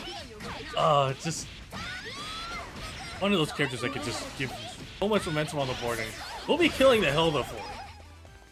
I cringe, and the reason why I cringe is because I've been there. I too have up back with Hilda and said I'm gonna throw Nail Torrent, and then Heart just smacks me out of the sky, and I'm just like, why did I think that was a good idea in this matchup? Like, oh man. Well, man, unfortunate. Merlit had such a solid start to that match, right? With the 5A, go into the corner immediately, but just could not quite keep the Heart contained, and once she was able to fly with the S support on her side, it was just a full ride all the way to the end. I'm rhyming a little bit too much, I'm gonna stop. But Sonic-kun, regardless, up 2-0, one game away from getting in the winners finals. I may mention to it in with Yoso's team with Narukami and Adachi, how heavily like momentum based they can be. Do you want that, but just pre-packaged on one character? Play hard, because there are so many times where just Sonic-kun has a back against the wall in a lot of situations, but just they're able to get one solid hit with Heart, and just the vortex happens, and next thing you know, you just don't have the life. Could be case in point about to happen right here, right now. Either an unblockable or pseudo unblockable situation. Either way, hard to defend against as Merlit's able to get it done. Not super high reward, but maintains the pressure. JC plus 5P doing some work here.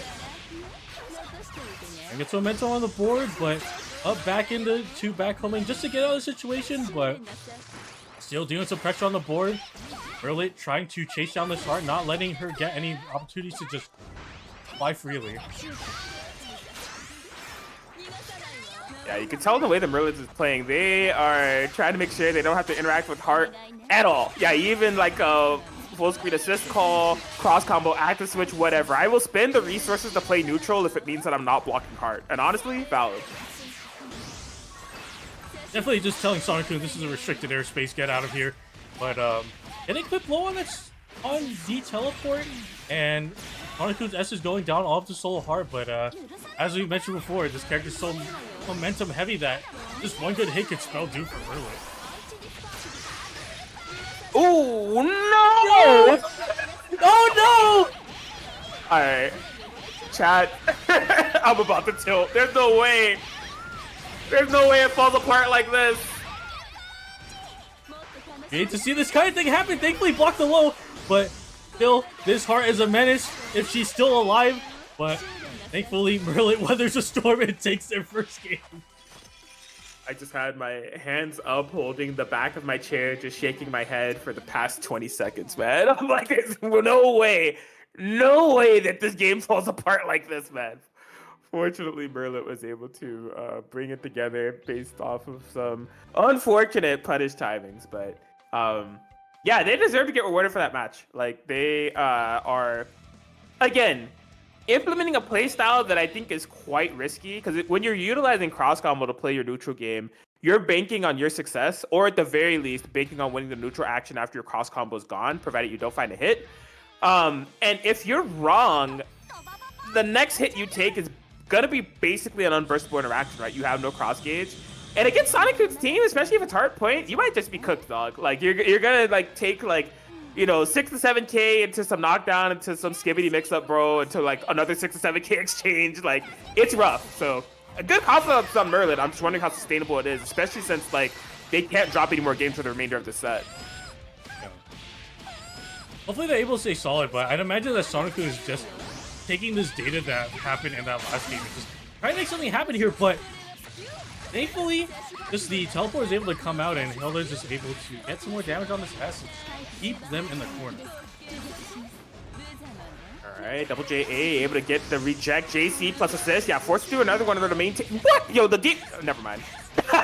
It was great defense for Sonic-kun. Unfortunately for Sonic-kun, Merlit has Hilda 4P, the great equalizer. Which are not working out, and again, that contingency of the Neo teleport into a higher low has been working out pretty nicely, but unfortunately not able to get a good combo. But still, Merlit getting the momentum on the board, might be going for a cheeky reset, and yeah, try to.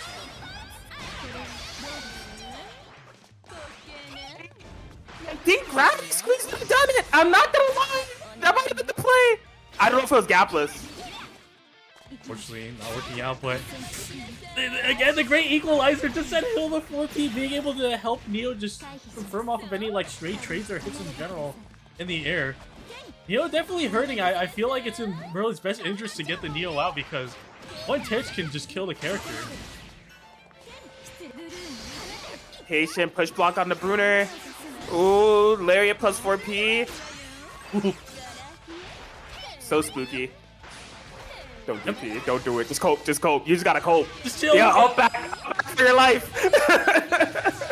That was some really smart and like some excellent patience from Merlit. Just causing Sonic-kun to flinch and all up to solo S.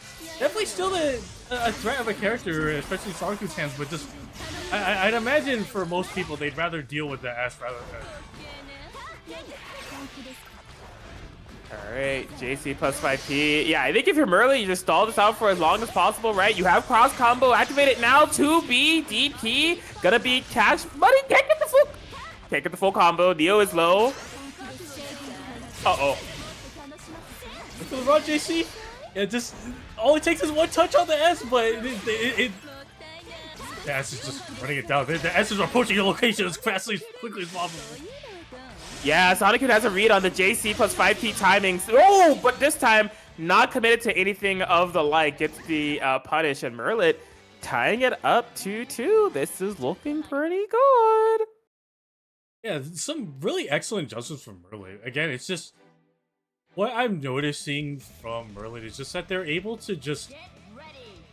Get cause Sonic-kun's like homing patterns to be a little more predictable. Sonic-kun's just, I think they're starting to become a little more aware of it, but so they're, I feel like the flight paths that they're trying to take are a little more restricted, or just being called out pretty easy. Yeah, and also, I mean, listen, I get it. Total 4P, it's a pretty crazy assist, but the way that Merlit is using it is really smart. Because Heart's approach options are so dynamic with her homing, they're doing a lot of like crazy movement with Neo, whether it be the Lariat or the Teleport, calling Total 4P behind it. So it presents a situation where Heart can't hit both characters, right? She can't hit both Neo and Hilda at the same time. She can only fly to so many locations. So we're just seeing a lot of stray 4P hits, punishing Heart or S respectively. And what I really like about what Merlit's doing for a lot of these situations is that they effectively have a contingency depending on who's getting smacked, you know? Just being able to just do the Neo teleport and active switch just to make sure that they're still able to get rewarded off of some screen. Yeah, keeping even that full screen conversion very burst safe. Didn't commit. Yeah, locked in. It was a cross-up fall in pain. I thought it was going to be same side. I was very sure Ed's going to hop over. Man, the active switch as well. Merlit's locked in. They're looking super solid right now. Getting some nice damage on the board as well. Putting this Heart in the red zone. Probably a one-touch situation from here on out, but this down situation needs to be careful. Ooh, that could have been scary. He just barely whiffed Heart. Narrow hurt box in that interaction. Instant overhead, can't get a confirmed support. Force sandwich regardless. Push blocks. Oh, the 4P call just clipped Heart at the last second. Character is insane with that 4P, and Merlit getting the better end of that exchange. Sonic-kun's both characters are in the red right now, and Sonic-kun definitely has to make something happen, and they're trying to press forward now. Cross combo. Yeah, this has been the Merlit playstyle. Just call Neo 5P, Lariat, activate cross combo, control the entire middle of the screen. But this is what I was talking about earlier. It requires perfect play. If you're wrong or you don't win neutral shortly thereafter, it could be bleak. But we find the Raging Demon out of nowhere. Can't keep it burst safe. Rampage time on the clock. Looking good. It's definitely, yeah, definitely the right call to get the Neo out, just because they're in one-touch zone. Definitely scary. Trying to call out maybe just a button press from the Neo, but thankfully just keeping it solid and able to kill the Heart as well. They should be able to kill here. Oh my goodness gracious. Merlit with the full reverse sweep over Sonic-kun. 3-2 headed in the winners finals. And those closing, man, yo, Merlit played kind of freaking nutty, bro. Like, just showing the perfect amount of risk-taking balanced with conservative nature, right? Within those last closing sequences, they have been utilizing cross combo for neutral in such a heavy-handed way. And Sonic-kun was sure that there's going to be some action on that Neo within the cross combo activation. They did 2 supers, no flinch, and Merlit able to strike when the time was right. Just very... Again, that's a very tense way to play the game. You're putting a lot of pressure on yourself to essentially not fold, and Merlit just simply did not fold. That was good. Yeah, that was some excellent work. Just really getting a handle, and I think what Sonic-kun thrives on in most of the matches that they play is just being able to get the momentum and as much as they can. And throughout the tail end of that set, Merlit just really had Sonic really force them to just make either risky or like poor decisions to just to try and maybe get into a more favorable position, but just really had a lot of contingencies in place to make sure that Sonic-kun couldn't get into the...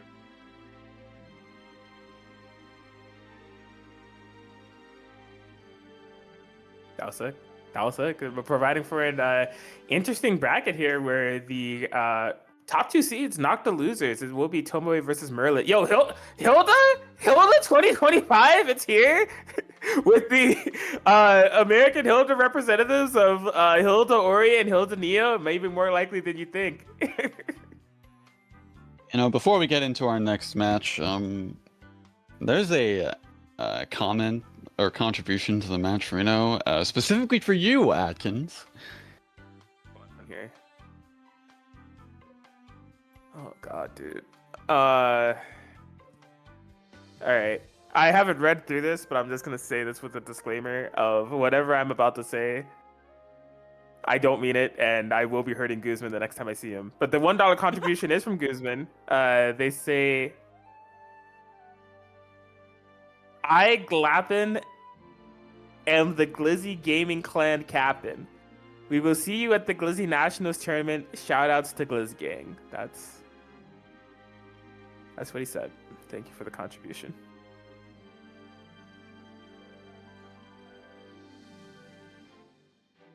Guzman. I just don't know why he's so obsessed with hot dogs, bro. I don't get where this came from.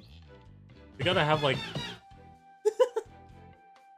we gotta have some kind of like intervention like the next time we see him. Like, oh, you thought we were playing BB tag? We're just gonna all sit around like the sets with just like a heartfelt note and just be like, you're not the same person that you were today because of these hot dogs. We want the old Guzman back. Dude, I do. Like, I miss the Guzman that would just like reference Snoop Lion, aka Bob Marley reincarnated, Tekken Tag 2 Snoop Dogg reference tracks, just out of nowhere for no reason, or just be like gamers, right? Like I miss that Guzman, bro. The Glizzy Guzman timeline. Fucking all right, bro. Just get on with the match, dude, please. Like, I'm about to crash out, bro. Like. To this day, I am so glad I put that soundboard in here. You know, the Nightbot commands for this channel can be seen as a time. Like, we can go to !Guzman Gamer and just kind of see what kind of person Guzman was before the glizzy brain rot. Get ready. I miss that Guzman, man. All right. Damn, what's with all these Hildas in this damn bracket? We got Burt Bread versus Guzman. Hilda Kanji versus Ragnar Ruby. Not gonna opt in for Yang. Here we go, game one. Our counter might be up to the start, and good navigation by Guzman starting these opening moments. And Red, a little worse for wear on how to deal with this right now. Straight up the sky, Hilda 4P. Gonna be allowed for the Kanji confirm, and maybe we'll get a full sense of Burt Bread's pressure game. I feel like in the game that we saw Burt Bread initially play with this team against Bumba Chunga, it was quite scrambly. Like the full fruition of like Oki and game plan from this team wasn't fully put on display. Maybe a better opportunity here, as they do have full control so far. They got a solid momentum shift of these opening moments, but unfortunately, a nicely timed button to just punish Burnt Bread right now, and Guzman could be taking the momentum back pretty quickly. Oh my god, we're... Right? Okay, understandable. Well, Hades. Okay, no, understandable. All this old Hilda, definitely the character you want, and just Guzman swinging as much as they can. Dang, an update to the phone still counter. As there's the Gauntlet Haze that we were looking for, a little bit delayed. You know, Guzman is an old school gamer, still living in the delay-based netcode, even the rollback variety. But cross combo, this probably isn't killing. Yeah, not quite one yet. more. Just the tail end of that Ruby 4 flipping Hilda, trying to get out. Yeah, Guzman had a little bit of a shaky middle of the game there, but able to just close it and get to phone. Impressive.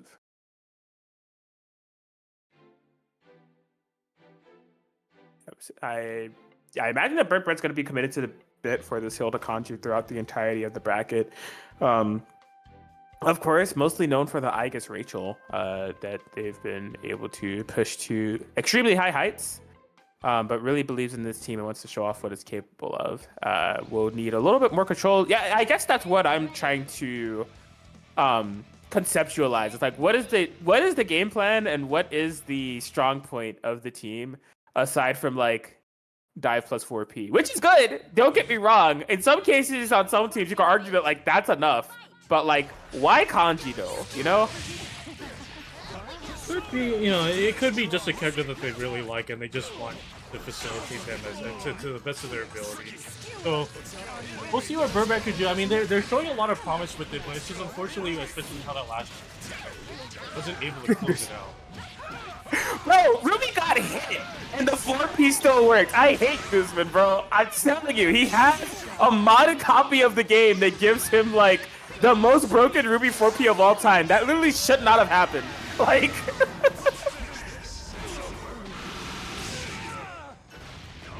I don't know what kind of gods are graced him, but just it's been working out so far, but unfortunately, Guzman is looking a little better, but unfortunately that Ruby is in one-touch zone, has to be careful. Are you ready? Okay. There's the first. I was gonna say, Guzman needs to be careful. Oh, you can tell that that was definitely supposed to be pot shot active, but Ragnar got hit in the process. Birdbread navigating. Oh, trying to go for something super risky there, but Guzman, solid defense, trying to make something happen. Whipped on the JBP, unfortunate, but no combo confirmed. But Guzman hitting the brakes uncharacteristically. And just no. That 4P has invul whenever Guzman uses it. Like, I know we've said that before, but it like, I don't know. He just has a way with it.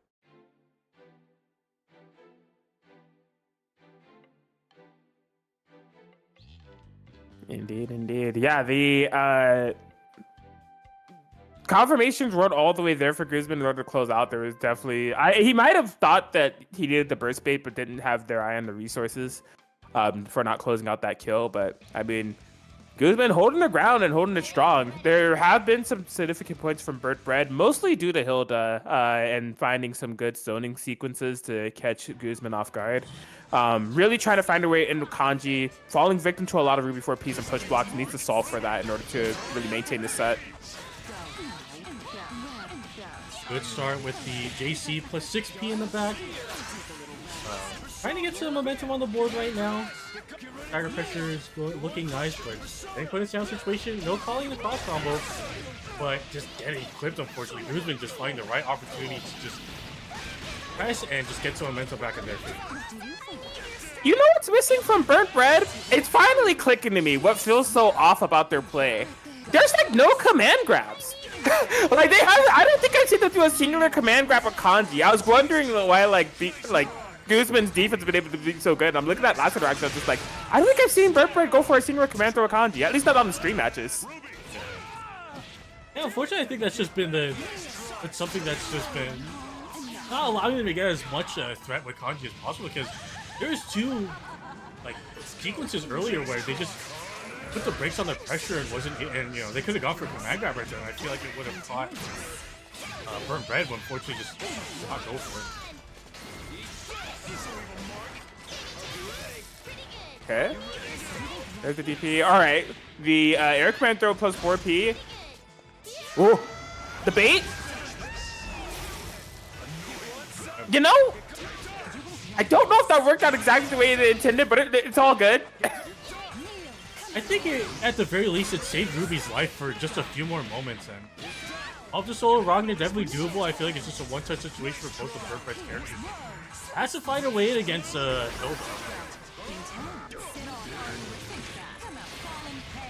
Rock 5B, Fall in Pain. Yeah, just it may not even be the most amount of damage, but you're wasting that resonance time. Ragnar's such a dangerous resonance character. Can get so much life back if they're able to find a hit.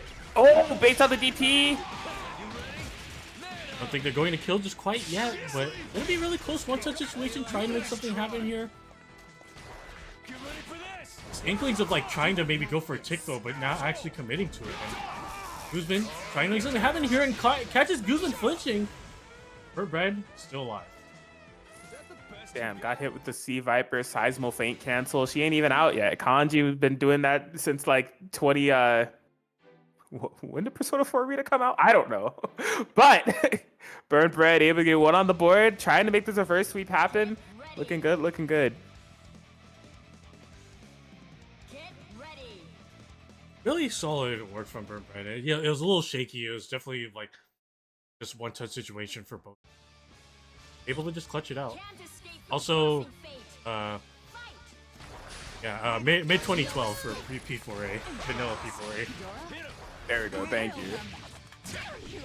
But again, the 4P, the blessed 4P of Guzman, working out and able to get some momentum in these opening moments of the game. Into the corner you go. Man, my anti-air, 4P. My Oki, 4P. My neutral, 4P. My Abare, 4P. Like, he can't keep getting away with this, bro. Like... You know, it could be equated to just the amount of tenure that Guzman has with the character. Just having these situations where, you know, is really able to just get as much protagonist privilege out of it as possible. Goes for a cheeky reset, working out. Not gonna lie, not looking too good. Are you ready for this? You are, but not quite. Yeah, not completely. That Kaji kind of low. Oh. Actually, too smart of a 4P call. Couldn't stabilize and confirm on the Kanji, who's just on the brink of death. He honestly needs to get out of here. There it is. Forced sandwich with the Ragnar 6P. It's all down to Solo Hilda. Definitely doable. The chip damage is coming up pretty nicely, but just whisked right in front of her. Of the Solo Ragnar had some health to gain back. Level 4 resistance definitely doable, but just gets crossed up there. And, I don't think going to kill this fight yet, but definitely wants a situation from here on out. Okay. Oh, you could. That's ready for the counter hit conversion, but it's all good. 2A Burnt Bread. Gonna be able to tie it up 2-2. Man. Yeah, Guzman getting hit with a little bit of lack of patience here. I'm not gonna lie. I've seen some challenges that are either coming down to unfamiliarity or just straight up impatience. Like we're seeing things like reversals on safe jumps and really big swing and misses and heavy gambles from full screen with card and scissors. That's just not quite all the way there. They're gonna be swapping it over to the Yang. So the tried and true Yang Ruby here for Guzman, but I think it'll take some mindset adjustments in order to take this set ultimately. Yeah, definitely. At the very least, with this character swap, Guzman will feel, I feel, comparatively more comfortable than the Ragnar in these moments. But unfortunately, just again getting clipped by just a combination of an air blend plus 4P working out, but able to take Burnt Bread to the corner and is going to try and get some momentum. Yeah, and yet again, different characters, same game plan. 4P on the Oki, makes contact, catch a Burnt Bread, trying to do some type of up back. Honestly, respectable burst point. Don't take the pod shot Oki, just bring in Hilda. Oh no, a little too early on that grab attempt, but unfortunately, at the very least, Yang is alive. Same thing with Kanji, but just still not looking good for either side. We'll be getting pieced up a little bit and just trying to make something happen here. Nice clip! Not wanting to do that Hilda 4P in, able to bring it down to Solo Hilda. He's so good at finding those Yang command throws when you least expect it. It's just like, bro, you just sniped Hilda. We're like resetting. Why are you taking a command throw active switch here? And he's just like, it's gonna work. That's why. Hold that. Like, working out. And nice snipe, not wanting to deal with the nail torrent, but the DP comes out, not wanting to deal with the JC, but I think that might be Curtains as long as Guzman's got the routing. yeah, I would have done the cold shoulder first into the C amplification just to make sure, but this should still be it. It's all good. She is, yeah, that's right. She's already in semblance, so she has the damage buff on her side. Guzman able to deny yet another Hilda in our top 6 territory by getting the win over Burnt Bread 3-2, and we'll be moving on to loser side. Yep. Guzman goes on to fight Sonic-kun, but on the other side of loser side, we do have Serene Smile and Loser 7. I believe we haven't seen Loser 7 at all yet so far, but because of the bracket run, they did send Loser. There is a chance for them to meet again, Losers. Why that both walk in. I do believe loser 7, Seth, Yosuke player, at least last time I remember. I don't know if they changed.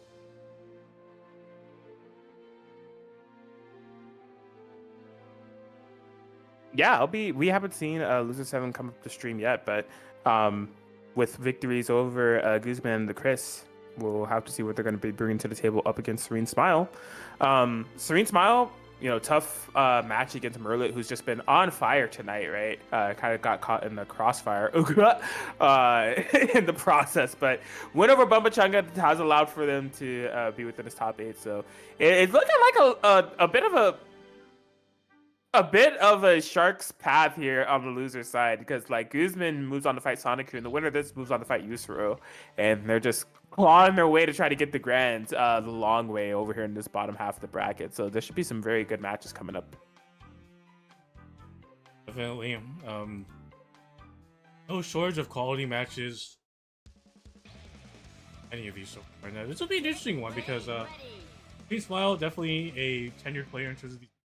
7 has been an up-and-coming name, especially in WNF brackets as of late. So hopefully they're able to make something happen and prove themselves against one of the more tenured people that are effectively a WNF regular.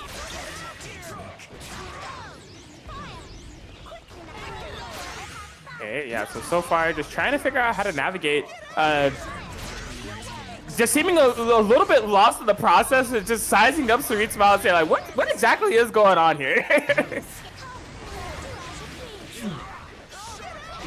Serene Smile definitely just trying to just trying to keep and maintain the pace, not wanting to deal with either of Loser 7's characters and coach. And Loser 7 just trying to make something happen here, but just unfortunately not really finding a solid answer to navigate around the kind of space control. Yeah, they're looking really lost on how to take control of the matchup. But what I don't kind of like is that initially they are trying to play with assist. They got clipped like 2 times, and then they just stopped, and now they're just trying to take a solo approach and just trying to figure out what works. They go Yosuke point, Seth point, but only doing it from a solo perspective, which is not what you should do, especially with Seth. You know, set up Orb, you just gotta keep trying and trying again until you figure out the pockets in which you can approach. But I say it to basically 2 separate 1v2s that you're playing is the wrong thing to do, in my opinion. Definitely hasn't done them any favors, but they did find a pocket, and hopefully Loser 7 can maintain their momentum. But Serene Smile has 2 meter, definitely is willing to party. Oof. He gets hit by that armored button from Rachel, and just really trying to make something happen, but this gets clipped by Lobelia, and Serene Smile taking the first game. There it is. Yeah, there was it'll be interesting to see how Loser 7 adapts to this, because like I see like just within the first couple of seconds of the game, I could already see that Loser 7 had this very like wait and see type of approach of trying to pick the spots, and you kind of don't want to do that against Rachel. Like, you're giving her time to like set up Lobelias and, you know, bats, and Wald is swinging all over the place. The 5P and the 2-3-6-8 from Wald respectively were smacking either Loser 7's assist calls or approach attempts, whatever they were trying to go in. So just gonna have to figure out how to play this more aggressive and apply more notable pressure within the proper timings. Definitely think both of the characters that Loser 7 has available to them does have some momentum to try and navigate around some of the walls that Rachel can put up. But it's just a matter of, can Loser 7, as you mentioned, find the pocket and find those opportunities to find an opening. But just getting clipped, and Serene Smile taking the fight to them, and it's working out pretty well so far. Oh man, I think it's just a lot of unfamiliarity. I mean, to be fair, no one else in the world plays this damn team. Like, it's very unique to Serene. The playstyle is very unique. Like, it can be tough to figure out what to do if you haven't fought against it. And I feel like that's what we're kind of coming up against with Loser 7, where they just can't figure out a solution or an approach. They're definitely trying to make some things happen here and getting some stray hits to succeed, but just Serene Smile just has their game plan on lockdown, and just 7 is, I don't think there's any other way of putting it, just looking really worse for wear here.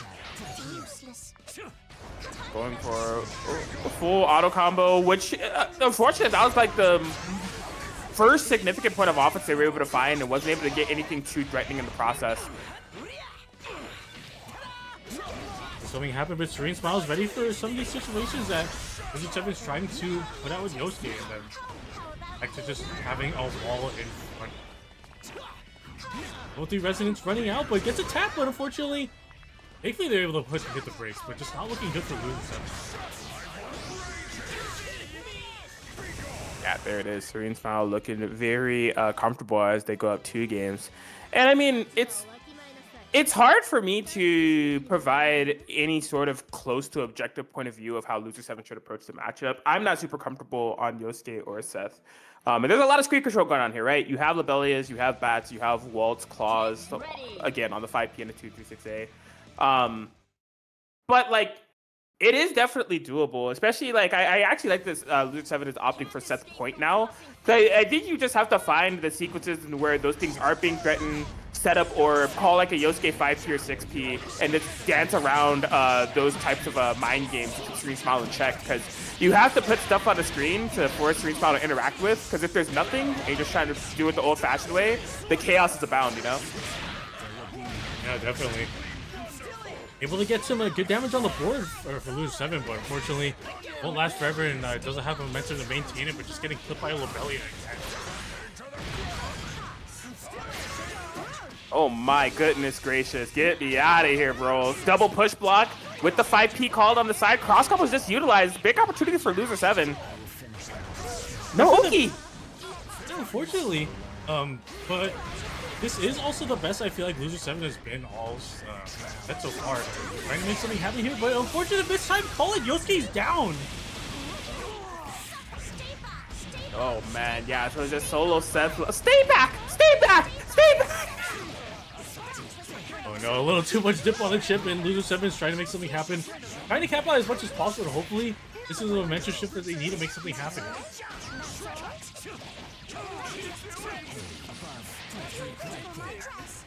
That's all? Oh. Alright, bro. Yeah, that will be unburstable, so Rachel goes down. I staying into a 1v1 situation, something that Loser 7 could probably be a little more comfortable with. Hasn't popped the resonance yet. Feeling pretty confident, but I feel like it's a one-touch situation, and that might be that one touch that Serene Smile needed. No, too far for it to happen.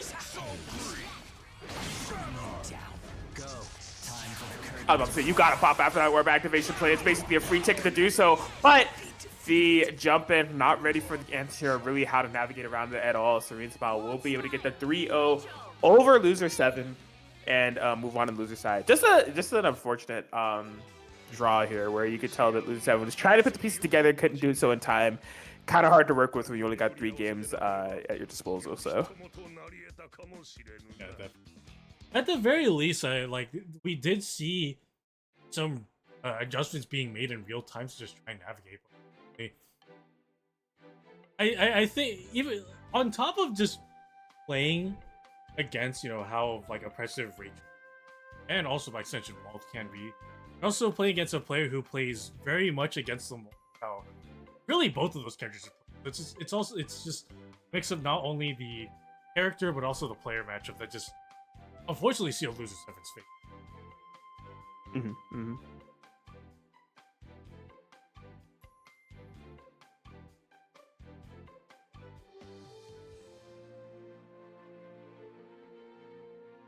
So yeah, Serene Smile moving along to fight Yusuro up next. We will probably be hopping over to the other side of Losers, where we will have Sonic-kun versus Guzman. This will be an interesting one. Guzman able to barely overcome the Hilda Kanji being represented from Burnt Bread, but now they'll have to overcome one of the most winningest BBTAG players within the online realm of this year, Sonic-kun, who was knocked into Losers by Merlin and looking to climb their way back up. We'll see if Guzman has what it takes to get it popping. If I recall correctly, now I wasn't present for this WNF, but I remember seeing the result. I think there was a WNF where E2 Deku kind of popped off, right? Was Sonic-kun a part of that trail of destruction that E2 Deku laid out? I'm pretty sure, yeah, because I think that same night, E2 Deku was in, I believe. Oh yeah, E2 Deku was sitting in winners finals that night and took it over Sonic-kun and sent him to Losers. As I believe that night it was E2 Deku versus Scrub and Gray.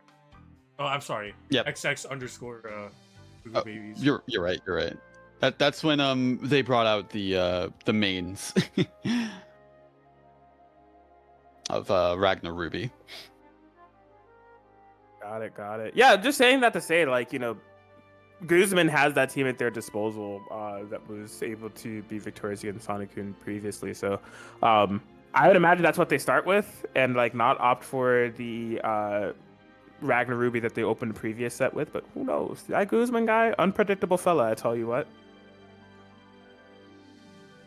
Yeah, we could either see just like Guzman Formidate like completely, or we could also just see Guzman Formidate Nihilism. He just picks like random.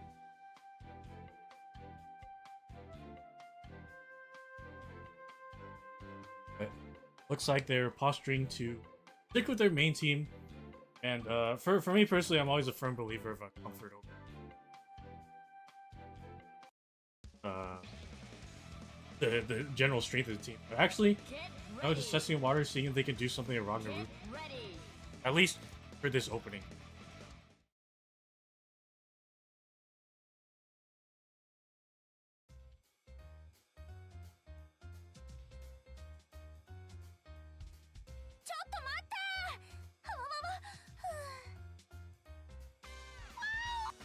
Can't escape from crossing fate.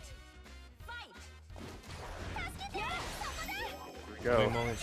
Sonic-kun running off, play a little defensive, just trying to find a way in with the homing. Get the pressure going, but Guzman has some solid defense, and I don't imagine they wanted that. Oh man, tick pressure, having the proper gaps kept in Guzman low. Gauntlet Hades.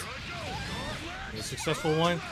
Okay, definitely he's gonna start thinking about that now in these opening moments, but just gets caught trying to do something. Ragnar doesn't get punished somehow, but Ruby coming in, maybe just wanting a bit more leverage in the airspace. And getting a nice opening on Sonic. Sure, I can't believe Guzman mashed there, but when you're right, you're right. Nice clip on the empty jump low, but unfortunately not working out, and Sonic-kun getting some leverage going with the S and points of sending Guzman almost in. Ooh, the push block. Yeah, tried to act on that push block too little, too late with the throw. Ruby reaching out for a big grasp of nothing as you get carried to the corner. Could be anything. Tech's out though. Again? Gauntlet Hades working out again. Sonic-kun being kept honest with that Gauntlet Hades and just trying to make something happen here. Oh, they wanted it. They did. It might have worked too.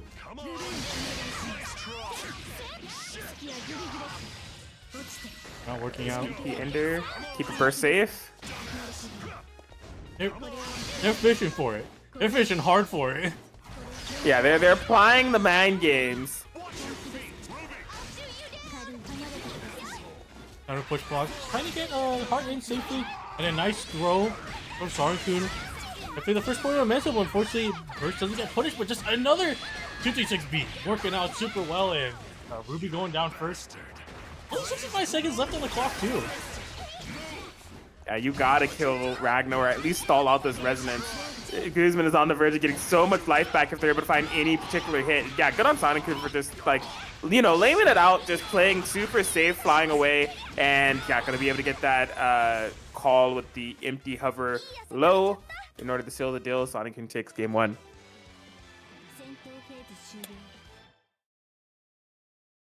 Good in these moments here. I feel like Guzman had a lot of like solid things going for them in that set. And it's definitely doable. It's just that Sonic was able to just, when it mattered most, just really just take back the momentum and dictate the pace. Honestly, I think like the big momentum shift in that moment was when Guzman just effectively failed to just try and get a phone. Yeah, I mean, planning the mind games for a later interaction, potentially. We'll see how much it pays off. Yeah, I'm also interested to see, like, the way that Guzman has been landing hits is mostly through, like, Gauntlet Hades and some weird exchanges, but in terms of just, like, more traditional, like, Ragnar Ruby pressure, like, pod shot and things of that sort, not getting the most mileage out of those situations and not setting them up as often as I would expect. So, resetting back to neutral against Sonic-kun as a player and Sonic-kun's team, and by that I mean mostly Heart, can be risky. So, we'll see how that plays out in the long run. Yeah, definitely. Guzman looking a little antsy on defense now, but Sonic-kun just really getting momentum and just really starting to get comfortable these opening moments here. And a nice call out on the gap with that. Not allowing for the triple overhead to happen. The zoning Heart. Never mind. Nice navigation with Guzman, able to get some damage on the board on the Heart. Nice 7.6k. Unfortunately, backfoaming, one of the great equalizers to a lot of gaps and pressure, but just 236B working out really nice.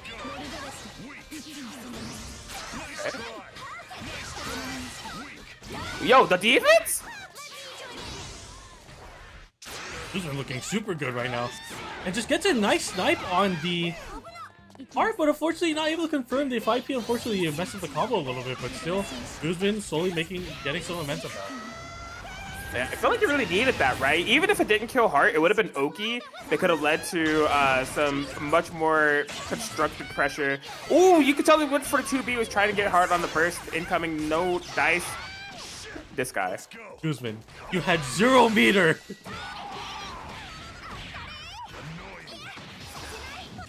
Let's just make something happen. Samus situation has good push block to get out.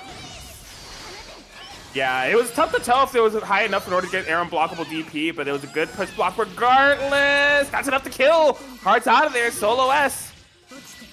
Of all things to actually switch into, just Guzman realizing that they're in the right space to do J2 and 4A of all things. Working out pretty nicely, but Sonic-kun's S still very much of a threat. One such situation for, like, honestly, both characters on Guzman's side. Yo, that was perfect navigation on Ruby, just getting straight over the Brunner shots. Gonna be able to activate cross combo for the full confirm. Probably not enough to kill, but Ragnar will get some health back. S is one interaction away from getting out of here, and the tick pressure not followed up with anything. It's been so often, even without their 2 bars, there's plenty ideology of doing one tap and a run up something. Sonic-kun deciding to bite, and this was the sequence where Guzman decided to block. Gonna be tying up 1-1 with that. Excellent work by Guzman. You know, just showcasing that the overall hyper offensive gameplay isn't really working. Just hitting the brakes on certain points of their offense, really just trying to shake up the pace and catch Sonic-kun off guard like they did in that last game. Guzman, not rated up just yet despite winning, so maybe they're trying to calm down and maybe they're feeling themselves.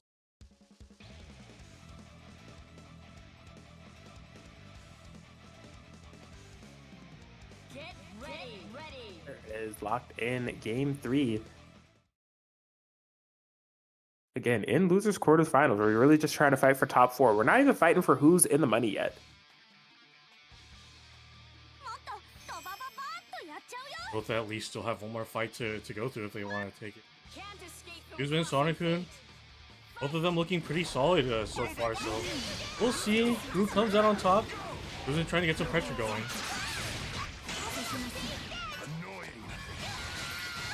Okay, so the JC cross-up gonna come in handy here for Sonic-kun. Up backing, but clutches the toes. He's addicted to the up back.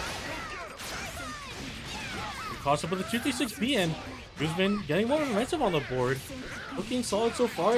Like, one of the things I've noticed is that they're doing some really eccentric options. Oh no, there it is! I can't believe it, man. It was 2A on hit, and he still went for it. What a guy. Definitely something to think about. Definitely just maintaining their pace as much as possible, but Guzman looking a little worse for wear. Still pretty healthy Ruby in the background, but this all Heart needs is one hit just to get some momentum going. Yeah, spending so much meter on push block. Active switch Gauntlet Hades can't get much for it. Guzman needs to maintain those resources to make sure that they're able to get damage at the end of the day. Sonic-kun is going to be activating Resonance. You have 1 bar available and calls out the 4P, gives happy birthday. That could spell the end. Oh, thankfully Ragnar dropped out, but it's just one touch situation for both sides. Blocks high. Reverse JB. Oh god, that's killing me. Okay, yeah, Sonic, you're playing it super safe. It's like, all right, buddy, I don't want you getting 80 more health back. We're just gonna, you know, stall this out, and as soon as the resident's gone, that's when they fly in, take their turn, assert their dominance. Probably not enough to kill, so we're just going for some mix. Maintains the pressure with the EX dash punch. Damn. Catches Guzman flinching, and Sonic-kun on set point. But, you know, Guzman getting some really good momentum early on. Sonic-kun just able to just stay really solid towards the tail end of that match, just to and just showcase, you know, even though they're down a character, they're still not out of it by. Yeah, the way that Guzman was playing towards the end with their 2v1 is what they needed to showcase more from the beginning when they had more resources. Because what was happening is that they were spinning push block in like not opportune situations, and Sonic would just re-engage, whether it was through EX dash punch or they like reset the neutral and he just like zips back in there. You kind of want to like make sure you can leverage your meter and like make your push blocks really count. Or make it so like when you find your hit, especially since there's no burst available, it could really hurt. And of course this team can pile on the pain, potentially make a 2-touch sequence off of that. So we'll see how this works out. Going to game 4, I feel like Guzman is an anomaly, right? Everything that I'm saying doesn't actually matter. It just matters how loose is the goose at this given point in time, to be honest with you. Yeah, definitely. I feel like, you know, Guzman definitely has like a lot of inklings of just being able to contend with some of, you know, even the WNF champions that we've had throughout the years. But as you mentioned, it's just a matter of Guzman can get into like his flow state, basically. Yeah, bait on the SDP, gonna allow for a pretty nice punish, safe jump situation. Pod shot. Why did it work? I don't know, bro. But Gala Hades, man. Guzman's just doing things and it's working out, and Sonic-kun getting some momentum, but fortunately not able to do something. Oh no, they definitely want to go for it, but just a little too late on it, and Guzman being able to move on this bracket, slowly slipping away from it more and more. All right, up back, able to survive the cross combo. Ragna's super low, recognizes it, brings Ruby in. She has to pay the laser tax though, ends up paying it twice. Tax evasion, no dice here as Ruby is really locked into the corner. Oh no, what did you do on Wake Up? She's out of there. Well, in a sound situation, trying to make something happen against crossed up, and unfortunately, looks like that's going to be curtains for Guzman. Really hard flop, but unfortunately, Sonic-kun showcasing why they've been on a tear for these honestly for this year in WNF. Moving on in winners, quarters, I don't know, winner semis. Loser semis. Oh, loser semis, yeah. Yep. Man, Guzman plays. I would never advise Guzman on anything, man. I think Guzman is less of a player and more of a concept, right? So it's just like, but he uses pod shot. Like pod shot, especially on Ragnar Ruby, is so good, right? If you have it within like an active switch scenario, there's like 3 embedded mix-ups that can happen with that move as a standalone. But Guzman literally uses it for, I'm going to wait until all the block stun is over and it's either throw, gauntlet Hades, or phone steal. And it's just like, bro. Like, imagine you have like a three layered mix up that is just like 3 mix ups that happen back to back to back. And you said, nah, I only need 1. And I won it on like 2 things that if I'm wrong, they kill me. But he's just like, I'll just simply be right. Like, that's the power of Guzman, man. It's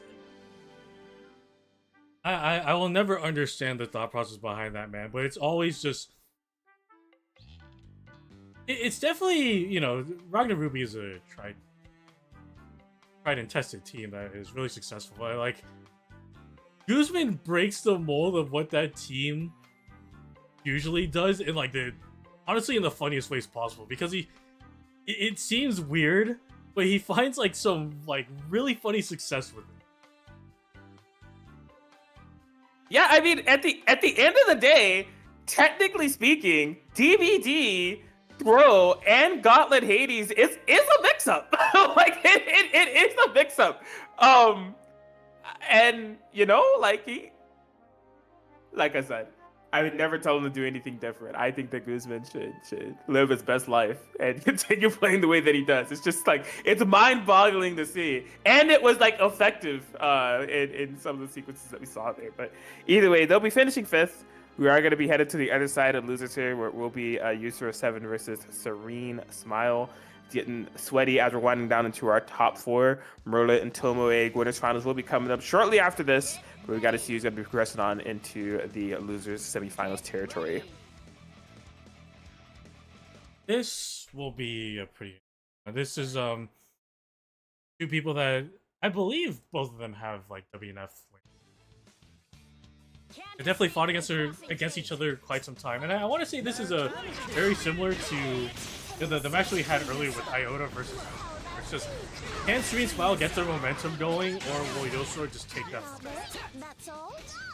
I'm glad you mentioned that, because I felt like Iota actually had some very significant points of aggression and control against Yusura. It was just like, you know, some unfortunate sequences that kind of fell apart that they couldn't close out the set. But it was because of Rachel. Like, Ruby played a big part of it, don't get me wrong, but Rachel just constantly applying that mix, Yusura not being able to find the escape, was pivotal. So, not really anything that we're seeing right now, because Yosuke Adachi, that's you. You Adachi are just kind of doing the damn thing. Rachel going to be coming in with level 2 res and sort of try to bring this back. Definitely the character to do it between the 2 on Serene Smile's team, but with how egregious this Yosura team could be, it's not going to be very easy for Serene Smile to make something happen. At the very least, Yosura is able to just evade some of the stuff on the board that Serene Smile has and is able to run out the rest. So has to be, I can't say an honest comeback with this character, but has to make it happen without resonance.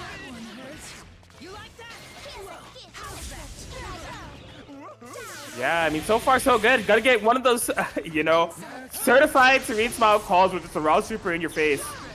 Oh, but he just commits a little bit too deep there with the reversal action. Into the corner we go. Probably, yeah, safe jump into some, what's it called? Heat riser? Yep. Keep the pressure of just smacking and dodging the face saying, get out of here. But still having to deal with the pressure. Nice little break from Serene Smile. Finally something happened. Thankfully no counter hit, so no pickup, but just it's just objective survive, and like you can't hold out for it.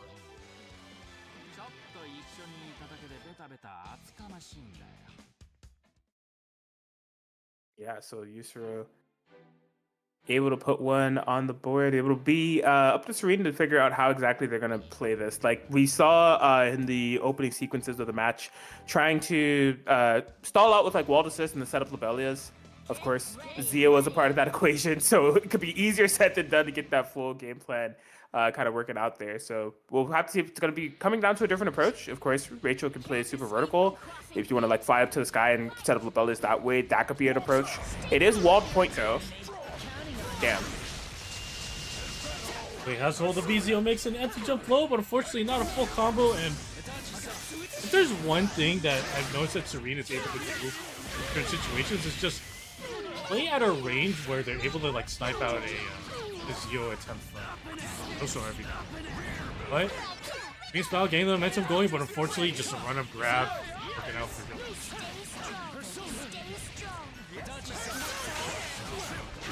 Ooh, keeping it, yep, very safe on the after switch, nothing to worry about. Gonna be a similar story, yeah, safe jump, finds the push block, trying to escape. It doesn't offer a gap in the pressure. We found something, but unfortunately, I don't think this is going to be a safe. Oh, I suppose that, yeah, the safe DHC, but unfortunately not able to be advantageous after it, but still looking pretty scary for Serene Smile, both of their characters, but we got a hit going. Damn. Unfortunate. How did you think this would go?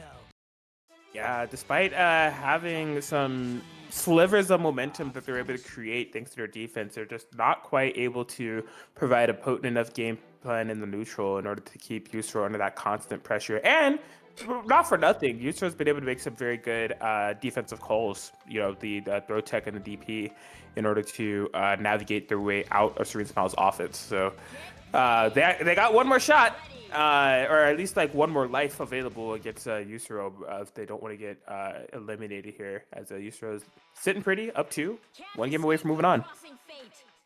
Fight. Definitely doable for Serene, but Yoso's just been really good about just shutting down a lot of the meaningful approaches that Serene Smile has been trying to do. Could be a good start for Serene Smile. Hopefully they can keep the momentum this time.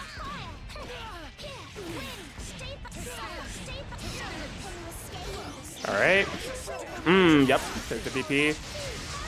Oh, there's a sequence I was talking about. Able to fly over the BZO, but yeah, as I was saying in the beginning of the Iota match, Narukami DP, such a valuable vertical reaching anti-air to stall out tactics like that.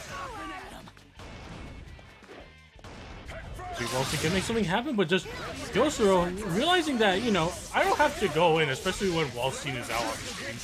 I can just wait for a good time to do something like a BZO and just make something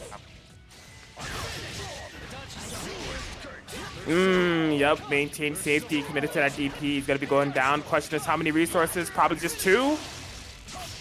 Cross slash. Just 2.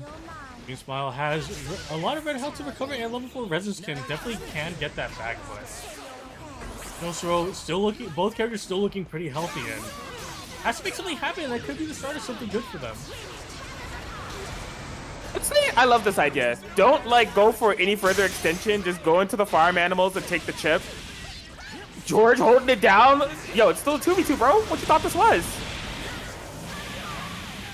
And just like that, Yosuro losing to Narukami and Serene Smile looking super good. It's basically a full health just gets clipped high there. This should be it as long as Serene doesn't drop it! Bruh. This Rachel champion.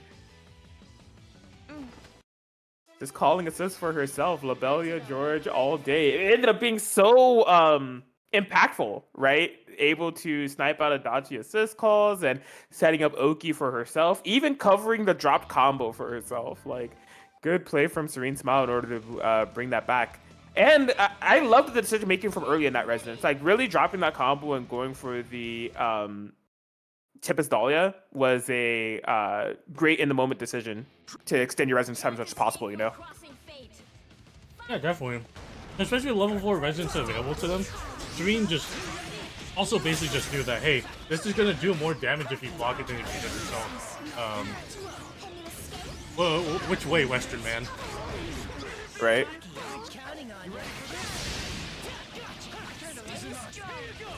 Alright, Serene Smile was getting the movement going, does eventually get sniped at one of those pesky Zias. Into the corner we go, and yeah, you know what happens from here.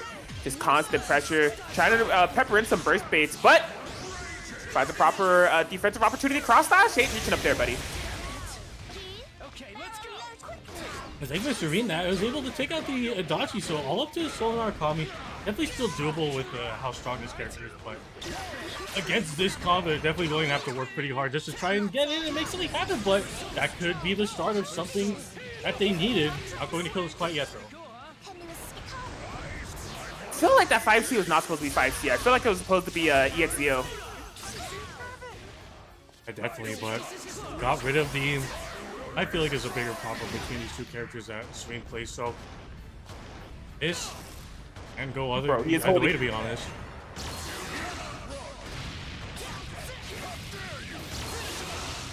Yeah, you couldn't figure anything out. He held 8 for like 8 seconds.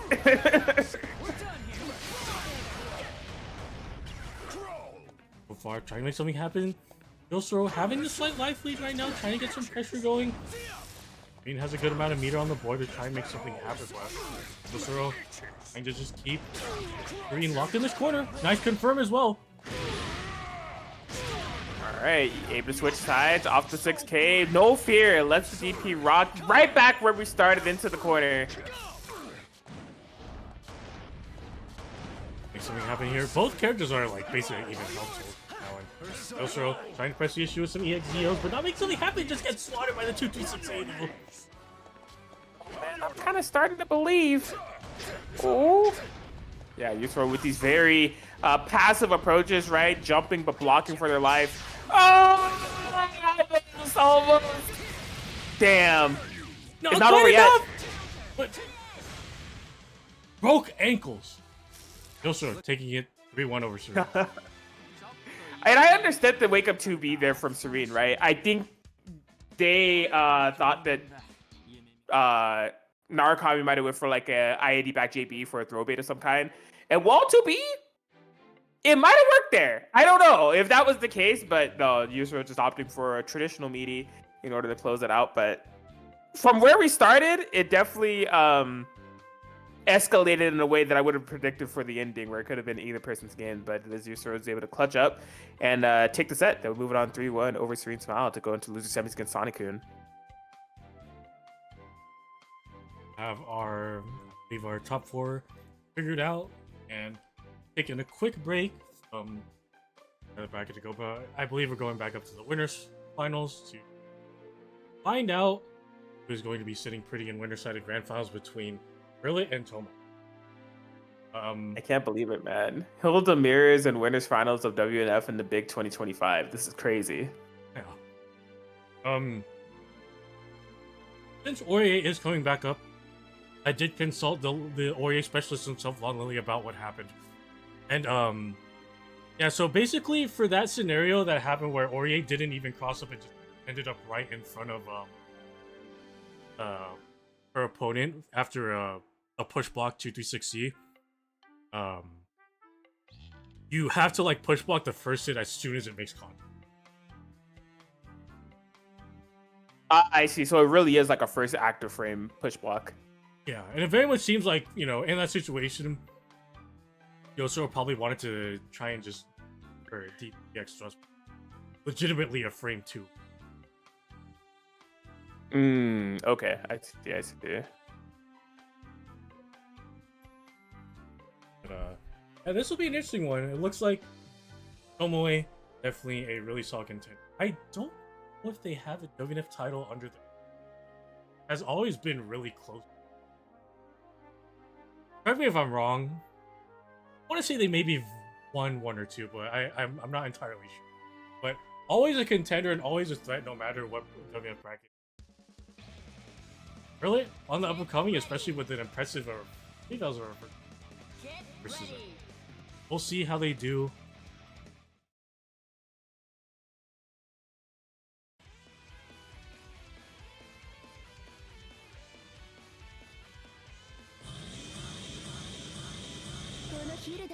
Here it is, yeah, and some pretty different playstyles that we've seen throughout the 2 of them. Oh, Merlin's not rocking the Hilda, so everything I was about to say does not matter.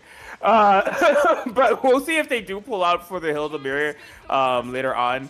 Gonna be starting out with this Rachel that was used earlier. JC plus 5 P to start off for Tomoe. That's crazy. I was distracted and didn't know what Merlin was using, because I was just talking about Hilda JC as a round start option in the IF channel, and it just immediately got used right now. That's so funny, actually. I saw an amount of damage on the Neo as well, and realizing that Rachel doesn't really have an option to punish from that far, so good awareness from Tomoe. Not going to be able to kill, just a little too far for that to connect, and nice 214C to avoid the George too.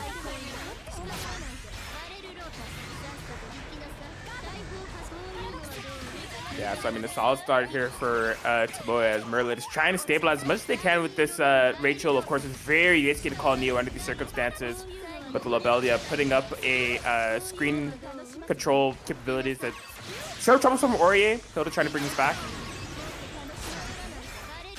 Trying to get some momentum on the board, but unfortunately, Tomoe defense is pretty solid so far, but getting swatted out by little bellies and really trying to go in right now. Unfortunately, just gets stopped by the team. Oh man, honestly, respectable. I was like, I don't even know what Hilda will do to punish here. Is she fast enough? Actually, it doesn't look like they can find an option, but interesting movement option there, but unfortunately not working out. A little too far to get a full control. Neo's still alive, but not looking good. Ooh. Yeah, they carrot canceled 5A into DP. That is, wow, the sneaky little reset there from Merlin in order to close out Hilda's life. nice clip on the 214A, you know, like, for a character like Ori, you really don't think there may be an option that you have to watch for your legs, but that 214A is like such a good mid-screen, like, neutral tool sometimes. Worked out there, all up to solo Rachel on early side, but Ori is still looking pretty good. Oh, I can't believe Merlin hasn't activated Resonance yet. I feel like they're trying way too hard, bro. Like, there's multiple instances where they could have. Gonna opt to do it now. Almost got punished for that that 214AB right there, but fortunately it didn't work out. Nice 2B, realizing that it would connect in. Oh, he tried to make this happen. A little too far though. Yeah, just up backing for all their life. Not even trying to fly out or anything. Just almost emulating a Hilda-like playstyle despite Rachel's mobility quirks. There's the push block locking this corner. Rampage time is available, so Tomoe can really be relying on those push blocks, but eventually falls victim to the pressure. Merlit, thanks to good patience of defense, gonna be able to take it with the solo reach. Definitely some good work by Merlin, just realizing, you know, hey, I have some of the really solid space control, and it's honestly up to Tomoe to just try and make something happen to get close. Just really taking advantage of that, but unfortunately, I don't think Tomoe wanted that car cancel. I just wanted to do an active switch and, or maybe try to do the DP raw DP active switch, which we just timing was just not there on her. Yeah, and Hilda is one of the better beneficiaries of that tech. It is really, really good with her. So if you have the execution for it, it's definitely worth going for it. But yeah, it could be risky to do because if you're wrong, you're just doing a raw DP, and well, that's not ideal. Yeah, definitely. Brilliant. Playing more on the offensive now, but unfortunately that Ori 5P drops out. But it's punished on the burst, but unfortunately not a huge punish if anything, but trying to make something happen here, but unfortunately Tomoe just trying to create some space and Brilliant is just trying to stuff him out. Oh man, got clipped by the latter part of 5 BBB, Ori 5P for the pickup. Gonna be allowing for some very respectable damage, and corner carry to the corner we go.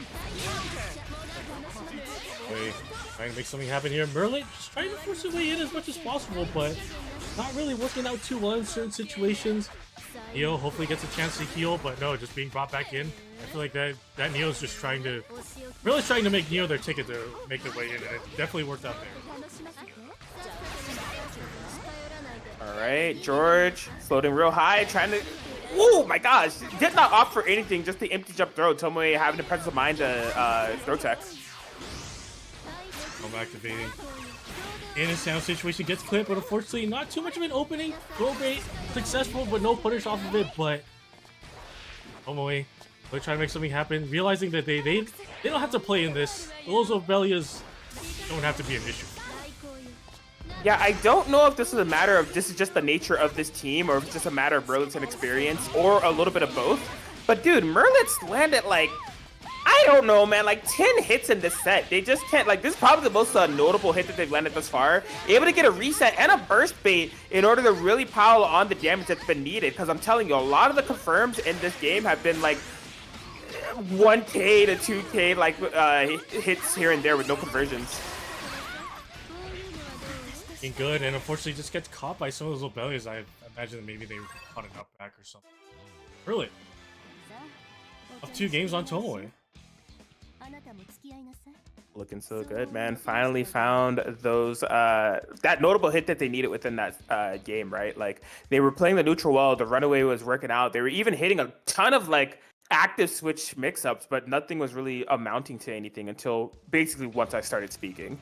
And that's when it all started coming to fruition. Now, Merlin up 2-0, 1 game away from moving on to Grand Finals winner side. This would be an impressive fashion too, while juggling 2 teams. Yeah, definitely. Looking.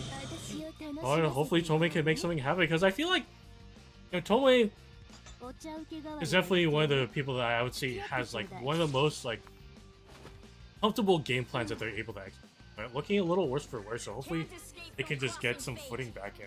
Maybe get some momentum back on it. Right. So force sandwich, yeah, it ends up just going for the straight up 5P. That will be a punish with the Ori 4P as well. Just trying to stabilize is the name of the game here for Tomoe. Getting as much damage on the port as possible with this 4P starter punish, but Tomoe getting the momentum at the board that they need. They'd actually switch into Ori and just now they're getting the momentum. But unfortunately, that little bit of I feel like I saw that lag spike, and unfortunately, that's some Tomoe's combo and really taking advantage. Oh my gosh, that was a very cheeky active switch mix-up scenario. It was post dive kick, and you had to basically block cross-up low in an instant.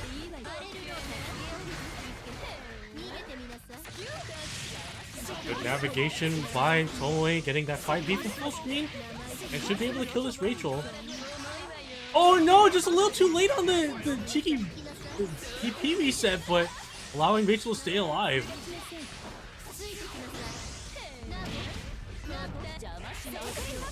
Of course, now into Lobelia's applying one of those situations again where it's just like a valuable hit but not much conversion. Calls that Rachel off in the distance. She ends up getting clips of just solo Neo on Merlit's side.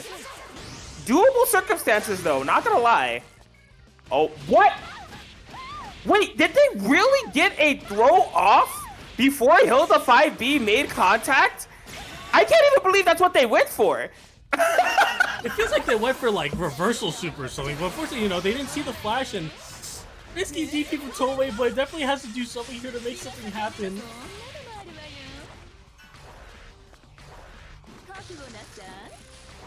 Oh boy.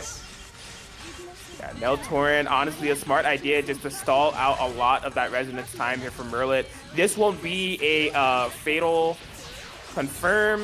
This will be opting for chip and mix. Push block, rampage time is on the way, but that's literally all. Well, no, she could have done more. However, Tomoe is going to be hanging on by a thread. That really could have gone either way, but is trying to climb that reverse sweep mountain. Definitely. It's just, that was a really brave, successful throw from Merlit, just to call out, you know, I know you want to active switch, try and keep things both characters, but unfortunately, just that gap was enough and really almost sealed Tomoe's fate there, but Tomoe just able to stay composed and stay alive in the winner side of this bracket.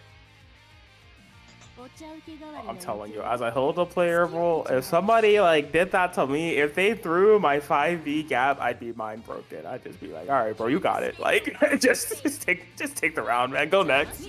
Be way too tilted to mentally cope with that.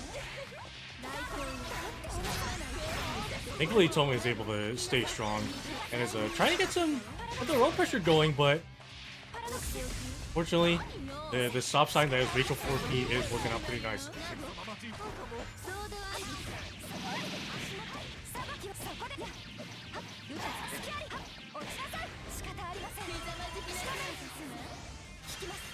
Force sandwich situations here. Did not go over 2A2C active switch. Ended up doing on the second interaction.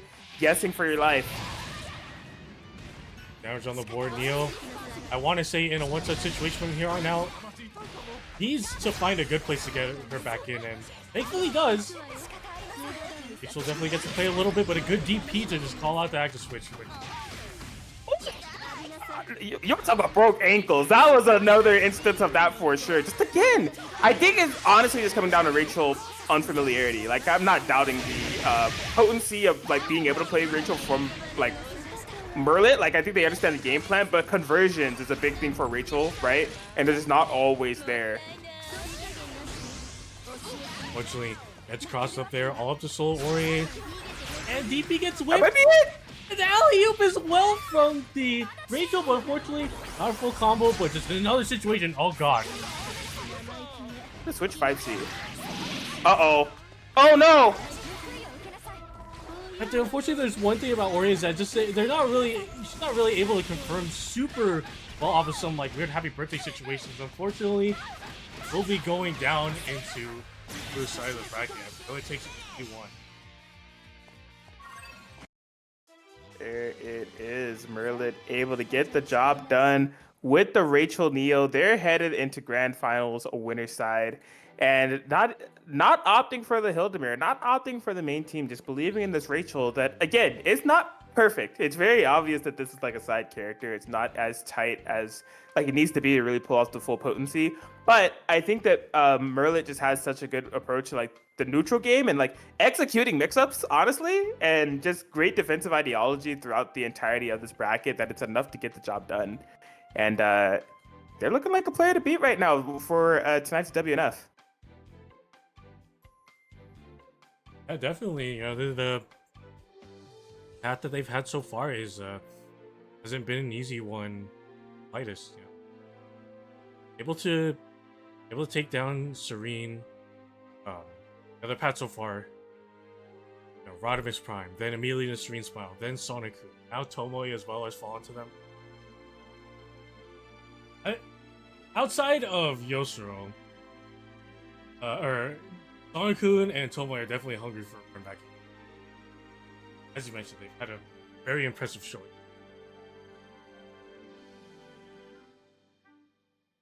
I think what's like so funny is that like Yusuro and Sonic-kun are fighting for climbing Mount Hilda. Because it's just like, yeah, if either of them wins, then you got to overcome Tomoe, and then you got to beat Merlit twice. You got to win 3 separate sets against Hilda.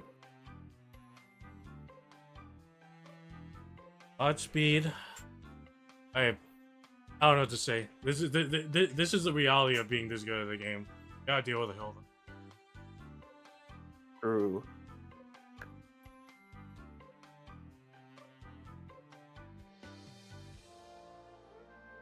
Yeah, here we go. Sonic-kun versus Yusuro here for our loser semis. Only one of them can be in the money. The money, which is currently at $36 in that Match Arena pot. Exclamation point Match Arena if you want to do a donation. We greatly appreciate y'all.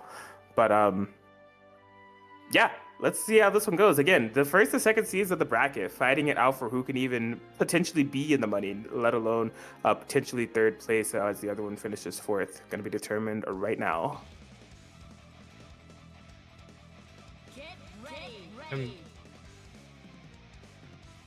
mentioned before, and now we're seeing I mentioned before earlier about both like Sonic-kun's heart and also just Yosu's team is able to just, if they're able to get one inkling of momentum, they can take a mile with it. So it's really with these two, it's just in I still believe in our friendship. I wouldn't say the purest form, but in a really strong form of who can get that bit of momentum from.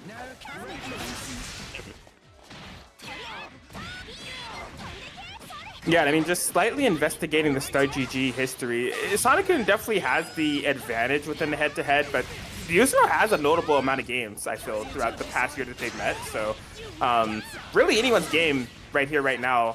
Yusuro having the solid advantage thus far. Looking good, trying to do something. I think going for a lot of these, I'd imagine in Yoso in most situations we go for a BZO, but Sonic-kun, with how much time they played against each other, I definitely think that they're just a little more cognizant because of Sonic-kun's willingness to just do bust out stuff. Yeah, I think that you're on the money with that assertion there. Yusuro, though, pretty much just one mix away from being able to kill either character at this point. 4 bars available, barring any push blocks. There's one, but I mean the meter economy is still sitting pretty. Oh, she's out of there. And Yoso's doing an excellent job at just hitting the brakes at the right opportunities just to call out Sonic-kun's more angsty moments on defense, and is able to take the first game here with a pretty sizable life total.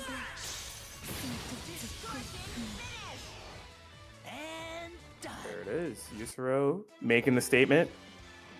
First game up. And I mean, this just kind of happens when you play against this team and when you play against, like, play this game in general. There will be some one-sided games, especially with, like, super strong, dominant, control-based teams like an Adachi and Arakami. It's got to shake it off and go next. Definitely.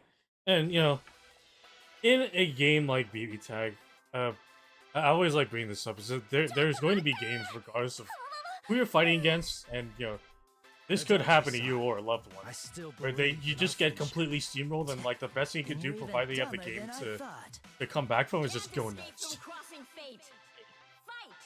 I think that's going to be the case for Sonic-kun, already piling on the pressure with the 5Ps. Oh my god, the Adachi DP, whether it was supposed to be a push block or not, he gets out scot-free from the mix-up. Believes in the 2B, can't get to confirm. Hart is looking, I don't want to say worse for wear, but isn't really able to get some of the game plans that Sonic can like to.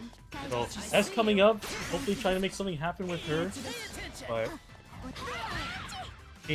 not looking too good. A lot of these straight hits start going relatively uncapitalized on. Alright, there's the BZO. Yeah, just going to be opting for the air unblockable. By that JA, and unfortunately, they're getting the momentum that they need.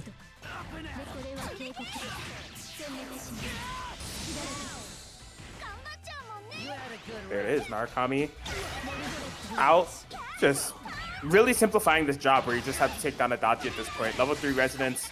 Ooh, the S4P in the back. That was almost a super sickle from their Sonic, just couldn't quite find the ender. Which are not working out, and thankfully this time they're able to avoid the second hit, that 4P. But still, having to deal with solo Adachi, getting clipped by that really huge JB on the back end of it, and Sonic-kun not going to kill this quite yet, but next such situation definitely. Delay, air dash, double JA. Kind of stealing a page out of the Narukami book with that one, as yeah, Sonic-kun able to bounce back, tied up 1-1. Good for. Get ready. Not really looking too momentous or momentum heavy for either side. Both games had a similar fashion of just one able to just capitalize as much as they can on the one hit that they able to get. So we'll see who's able to just make the proper adjustments to make something happen here. Because I feel like Yoso has a decent beat on some of the tendencies of Sonic-kun's heart, but that S is something that I feel like Yoso might be sleeping on a little. Oh, Heat Riser first hit actually whiffed, so there was very minimal left-right threat present within that active switch, and couldn't really get the full pressure at Narukami that I think they were looking for off the active switch anyway. So I've been noticing that. I think Yusra was dropping BZOs. I think that's the second time in this set that I've seen them just go for 5D active switch. That's definitely supposed to be BZO active switch. And they definitely have the space to do so on no side of being punished for it, but unfortunately just not working out. And losing out on a good amount of life for them. There we go.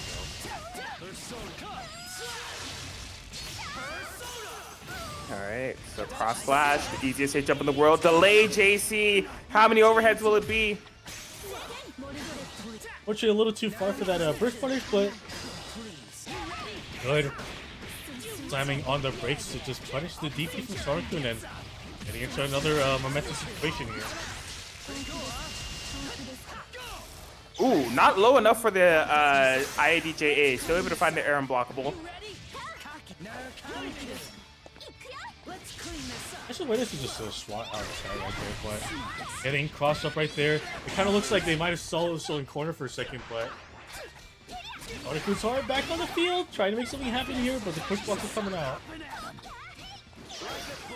Ooh, like a book, and he whiffs full on into the air there. Solo Adachi yet again for Yusro. It's looking bleak. And what's the situation at this point? Has Vengeance to be able to try and maybe get a free get out of jail free card, but unfortunately does not use it off the DP instead, and so fine at that point. Yeah, honestly, a slight optimization point in those closing sequences there. I actually thought the Sonic-kun was just gonna go for a cross combo because Rampage time was activated. They could have easily gotten the 4 bars and just killed Adachi right then and there. But I mean, they had the life lead. It was definitely a Sonic-kun centric game. Having to win one more interaction solo Adachi is like, you know, whoop-de-doo. Not the end of the world. But here it is, Sonic-kun, one game away from being able to move on to the losers finals. If Yoso was able to just recapture some things, because they're looking a little worse for wear, you know, as you mentioned before, those BZO attempts coming out as 5B, not working out, and getting clipped right there isn't doing just potentially last week. Man, that's the worst feeling in the world, bro. You push back hard, and she just like spins a bar to stay in your face, whether it be through homing or through the dash punch. Speaking of which, just seeing it live and in motion here, and just Sonic-kun just making their presence going just so much and beating everything correctly, and just the life totals on Yoso's character is just not looking good in the slightest. I want to say good defense, but I also think that may have been a block string. So, yo, he said no flying. He said, I'm gonna go up there anyway. I'm good. I got the help to make up for it. But that easily happened, but good homing over the AZO, and that should be dead for Itachi. But yeah. I can switch block. Sonic is hitting all the buttons, trying to close out. Good air-to-air tag. Able to get something going, and able to get the solid punish on the S as well. Could be, again, a point of momentum that so needs to make something happen here, and it's working out pretty nicely. That will be a confirm. Cross slash. Gotta be able to opt for mix-up here. Gotta be careful of burst. That might be something that Sonic-kun looks for. No, yeah, just stalling away, finding that throw. And now it is a 2v1 situation. She has all that red health to recover. Be careful. Sonic-kun is just really willing to just use like lasers in sequence like that. It just gets clipped by the orb, unfortunately. All to solo Itachi. There's only one way to do this. You gotta throw her into the TV. I think Yoso can do it right here. Hey, yo! Well, I hope you have commentary muted, Sonic-kun, because like, surely I didn't foreshadow this. Listen, I'm just a man who looks at the screen and tries to say words about what is the best possible play, and this was the only way that this could happen. You gotta throw it to the damn TV, bro. Like, look, all I'm saying is that you got hit with the dodgeball that was labeled the gift of prophecy. oh man. Like that. Get ready. Going to a game 5, just to be in the money, mind you. Like, what could easily seriously, be, like yeah, like what easily could be a grand final set at any other WNF is just loser semis.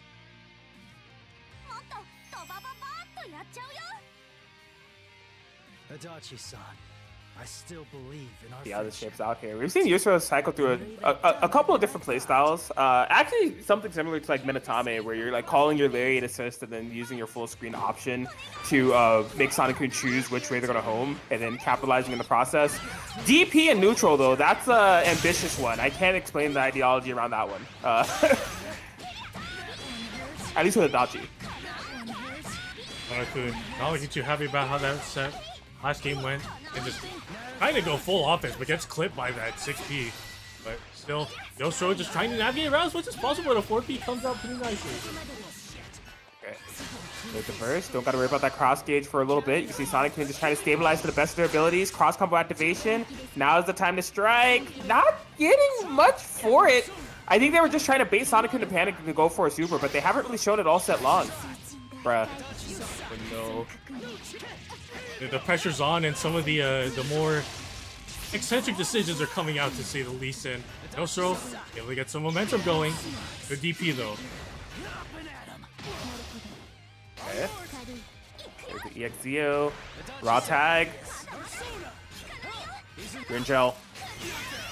Ooh, no Zeo car with the 5P in order to keep her locked down and bait out some push blocks?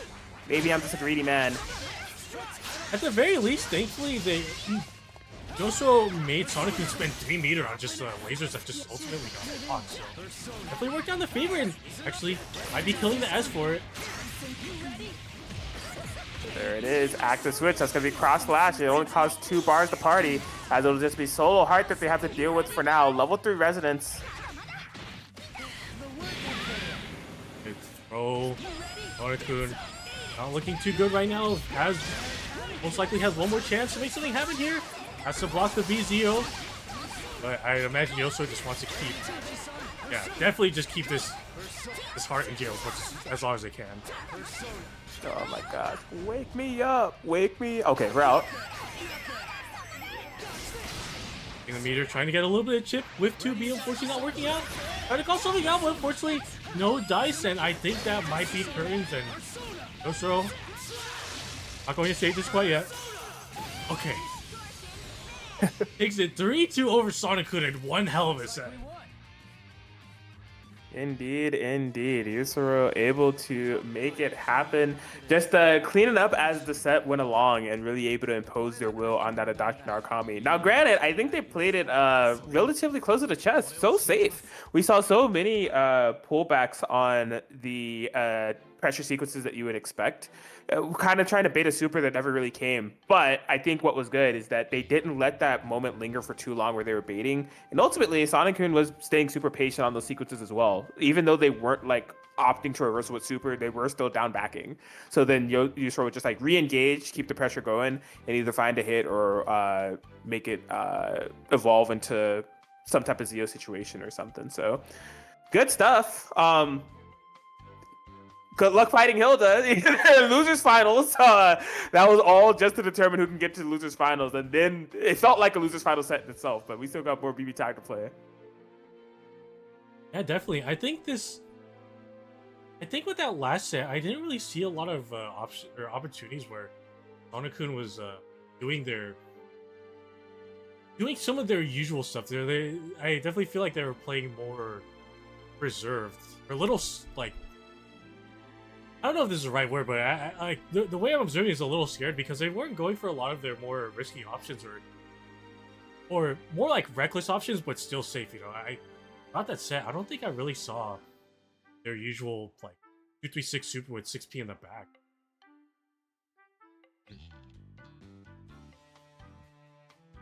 Yeah, it's tough. That is the way the cookie crumbles. Not the crumble cookies. We don't eat cookies from there. I don't want cookie dough for when I'm actually looking for a cookie. But either way, losers finals. It's ready to go. Tomoe versus Yusuru. Yusuru having to climb Mount Hilda. This is the first ascent of the Ori Hilda Menace that is Tomoe. If they're unsuccessful, it's Hildemir Grands all night long. Except it's not, because last time they played Merlet used Rachel, but we'll see. Yeah, definitely. And I believe this set went 3-2 in Tomoe's favor. Yeah, 3-2 in Tomoe's favor winner side. So this match can go either way. Tomoe might be a little cooled down from here, but Yoso definitely rides the momentum. One hell of an intense set. So let's see if Tomoe still has some gas in, or Yoso still has some gas in the tank, and Tomoe can still be a little warmed up. But unfortunately, I feel like this is very reminiscent of how the set went beforehand. Tomoe just getting hoed and started. Like a book. Like a book. It's intense after the force function there, but unfortunately not working out. Another BZO situation. I can't. Like a book. I don't even know what to say anymore. That's so a good character, man. Kinda good. Just a little bit, maybe.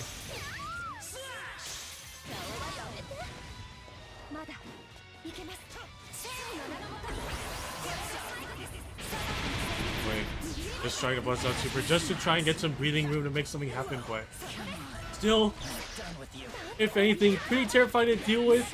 I don't think Ori can pull off his confirm. Needs one more hit. Maybe they got something in the back foot, but he needs one more touch. Guessing high. Alright, well. Yo, we've been on point with those EX Yokar whiff punishes tonight. Yeah, definitely. And Yosro still got some fuel in the tank and taking the first game. And I don't know. That was definitely like one of those go next games. You just got hoed by BB tag, not even by your opponent. so many things just didn't go in Tomoe's favor that match, and I don't know. I just hope that they're still okay. They're fine. They're a professional. Ready.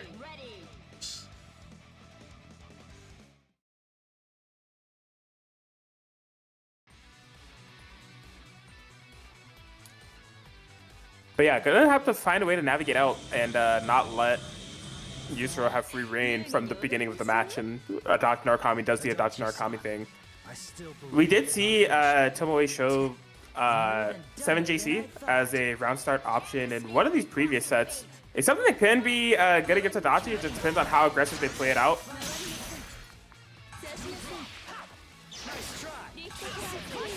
Thankfully, able to get that whiff punish on that whiff DP, and Tomoe looking pretty good in these opening moments, trying to just maintain the momentum. Overhead, but still in a decently favorable position, and just back in the corner for Yosro. Tomoe still looking good. boring. Oh no! They needed to do 2BB, I think. That sucks. Fortunate. This could be some good momentum on Yosro's side coming out, but Hilda, I think I have a couple ways to call out some things that Adachi likes to do just like that. Yep, the big JB snipe, and just dancing around so elegantly from Yusuro's options is Tomoe on this Hilda. Gonna get the full cross combo activation for some notable damage to BH.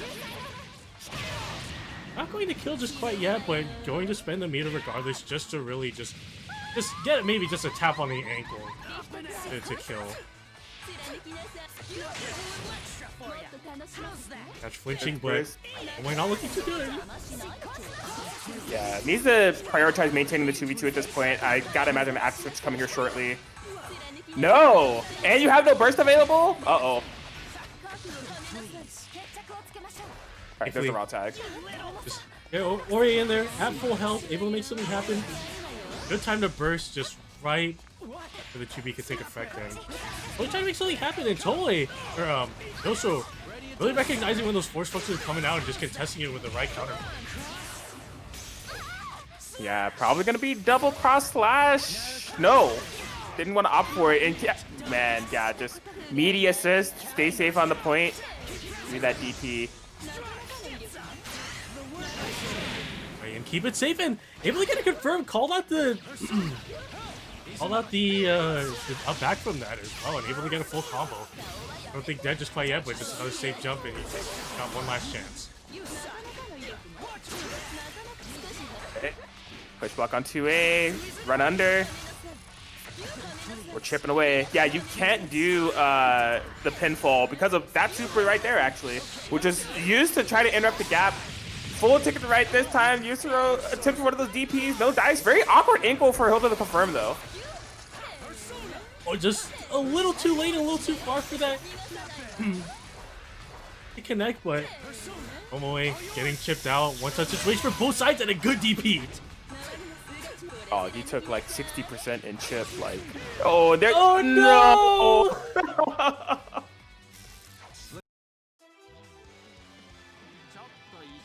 Man, JA and the JC. You got like 4 overheads, bro. What do you do? Like,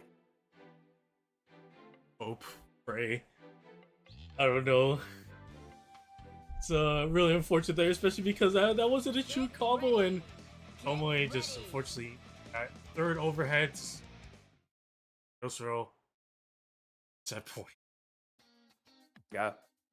Crazy how much work Resonance was able to do there, right? Resonance level 4 on Narukami. He only landed those last 2 hits within that sequence, but just thanks to the Persona-based normals that like you can't really push block and just applying that pressure on Hilda. Literally, I'm telling you, did like 60% in chip damage. It was insane. Looking good here. Switch? Thankfully, 5A was far enough to connect after that, and I thought she was on the DP, and just catching as much damage as possible.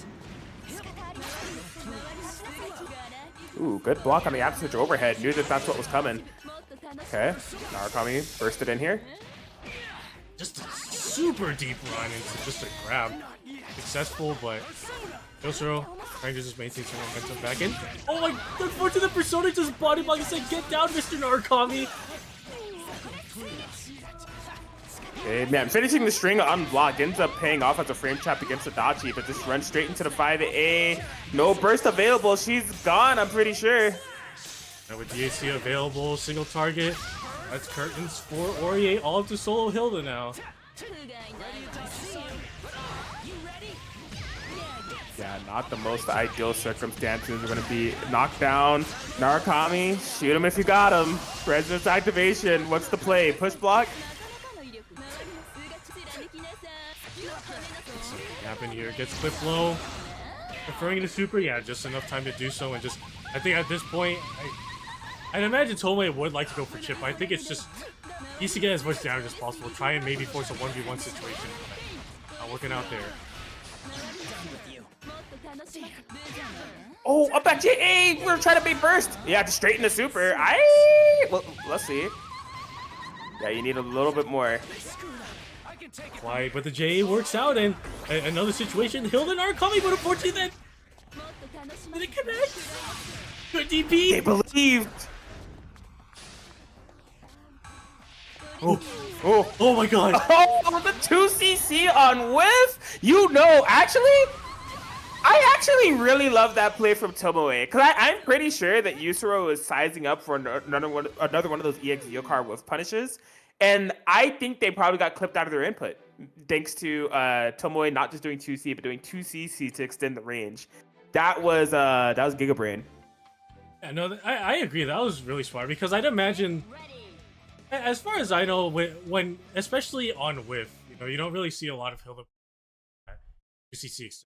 Because especially, there's probably enough time for a lot of characters to jump over that, and probably then just at that last moment, Tomoe did 2C, I'm gonna go in, but then just got clipped. Just that mental frame data just to try and make something happen.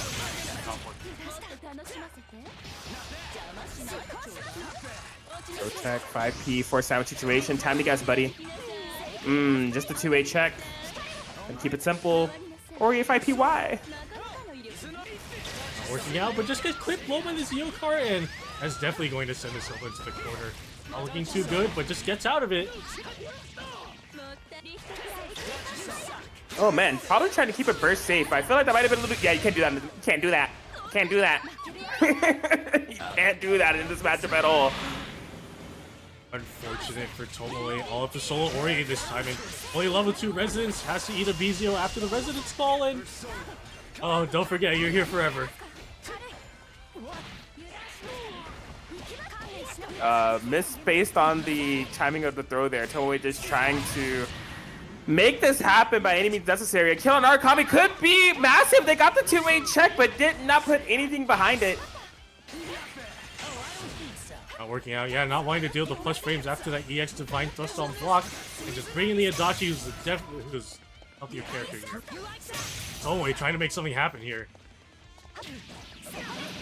They're finding the hits. It's just like, man, he has to be so right. Like a good amount of times here in order to bring this back at this point. And the defense has to be on point. There's the DP. Anything on this Adachi can do it. Oh. No, the AZ one, that should be cursed as long as Joseph doesn't drop it in. Sort of takes it 3-1, booking their ticket into lose side of Grand Finals. That was a good fight. Shout out to Tomoe for trying to hang on for as long as possible, but the numbers game eventually adding up and overwhelming that solo Aurier. Gonna be having Tomoe finish at 3rd place tonight with a solid showing in what has been a stacked and quite frankly pretty unpredictable and dynamic bracket, but it has set up for your grand finals here where you have Yusuro, pursuing their ascent, climbing Mount Hilda, has done 1/3 of the job. The next 2/3 awaits in front of him in the form of Merlet, who is sitting in Grand Finals winner side. Neo Rachel is what's being teased. That is what was shown in the winners final set. It'll mostly just come down to what Merlet thinks is the optimal play for this matchup. Will it be the Rachel or will it be the Hilda? Yeah, definitely. Merlet does have his options if one or the other. We'll see what happens. Give me a second. You're good, you're good. Oh, well, I mean, while we're waiting, exclamation point Master Chief in the chat for the Matcherino. If you want to see what's going on here, there was a 99-cent donation that I guess we'll read in the wait here. It is from Lon Lily, and the comment reads, "The 1 cent I donated is messing up my OCD, so here's 99 cents to unmess it up. Shoutouts to Sesame Cake, gotta be my favorite Munya." I have no idea what that means, but thank you for the 99-cent donation. We appreciate you.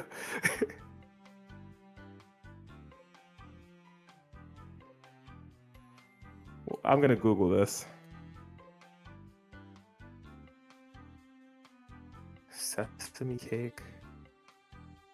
Munya? Best sesame lime cake recipe, quick and zesty loaf? Hold up.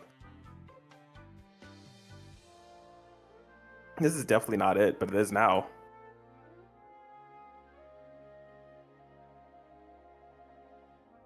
Hold on, y'all. Lock in with me. I got the real sesame cake.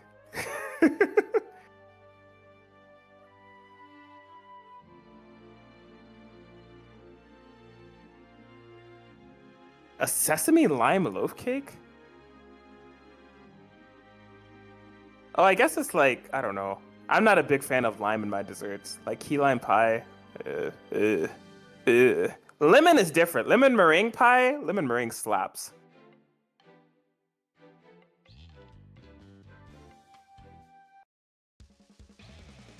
All right. We're locked in. We're getting to it. Oh, E30's not back yet. Do I active swap in? I mean, Okay, I'm back. For like 5 seconds? we're gonna Okay. I'm about to say, it hasn't yet, so that's a bigger problem. Okay, hold on. Give me a sec. You're good. You're good. You're good. I know the scoreboard's wrong. Hold on. Don't you, son? I still believe in our friendship. No worries. And you're even Okay. dumber than I thought. Ooh, all right, grand finals. Let's do this. Can't escape from Corey's True. fate. It is Hilda. 残しておいてね。周りの数が小さい。捕まえちゃって。 Really getting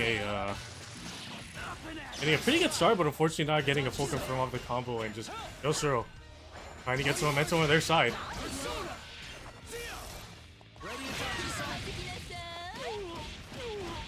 Yeah, swiping forward with that Hilda 4P support in the back has to be a comfortable feeling. I think that's what's been a real big thorn in the side of Yusuro, right? Hilda 4P not allowing for their traditional antics that are honestly the right decision, you know, in anti DP to be as potent as they would like.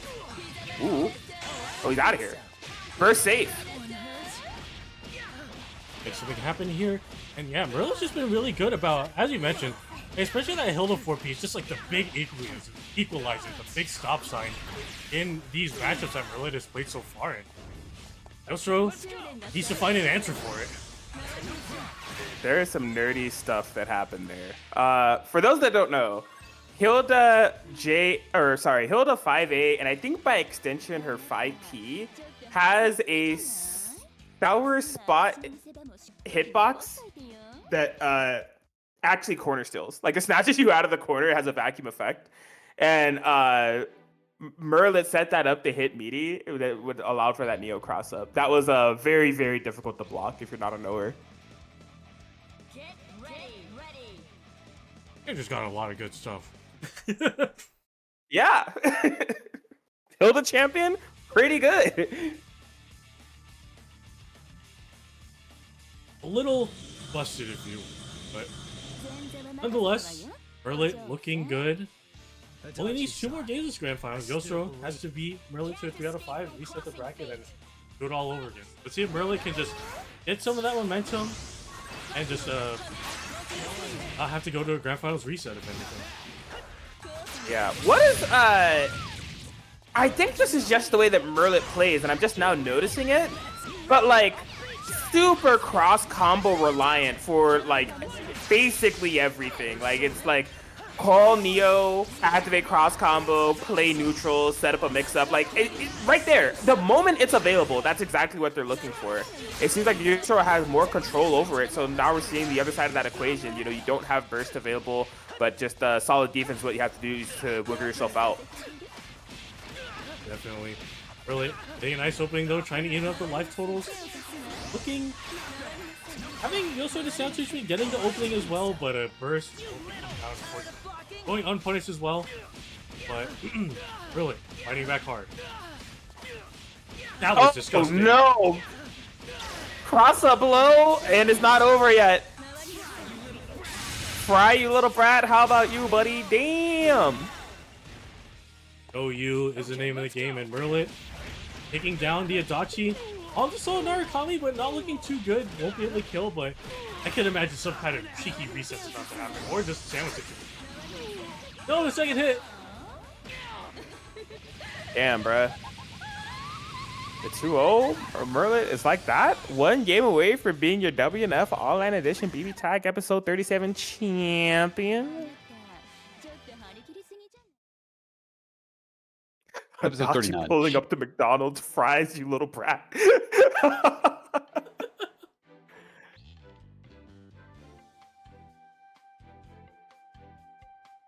Episode yeah. 39, my bad. I do believe that this is Get ready. Merlit does win this. This would be their first title on the or first WNF title on the board for them.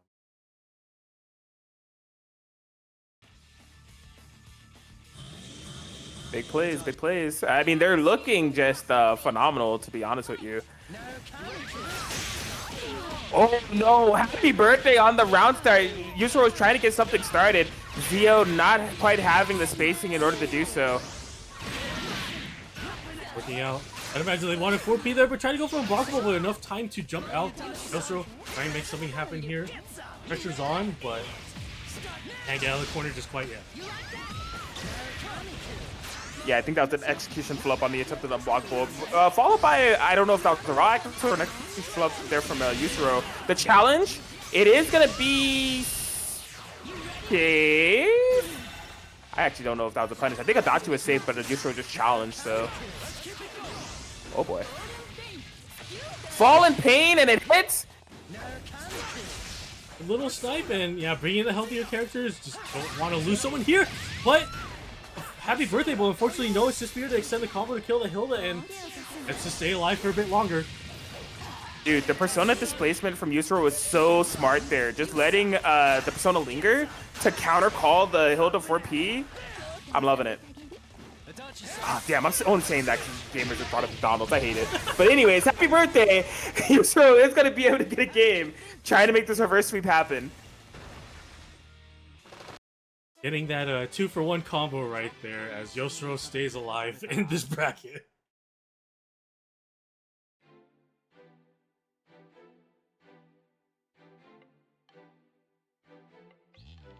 And yeah, it could be a difference maker. Yusuro getting a little bit of a, like, quite a bit of insight on the way that Merlit plays, right? Of noticing that the tendency to call assists as soon as like the cross gauge is available, then activate the cross combo, trying to be a little bit more persistent about keeping those assist calls a little bit more honest, and then also punishing hard as they can with the cross gauge is down to take advantage of the fact that there is no burst available.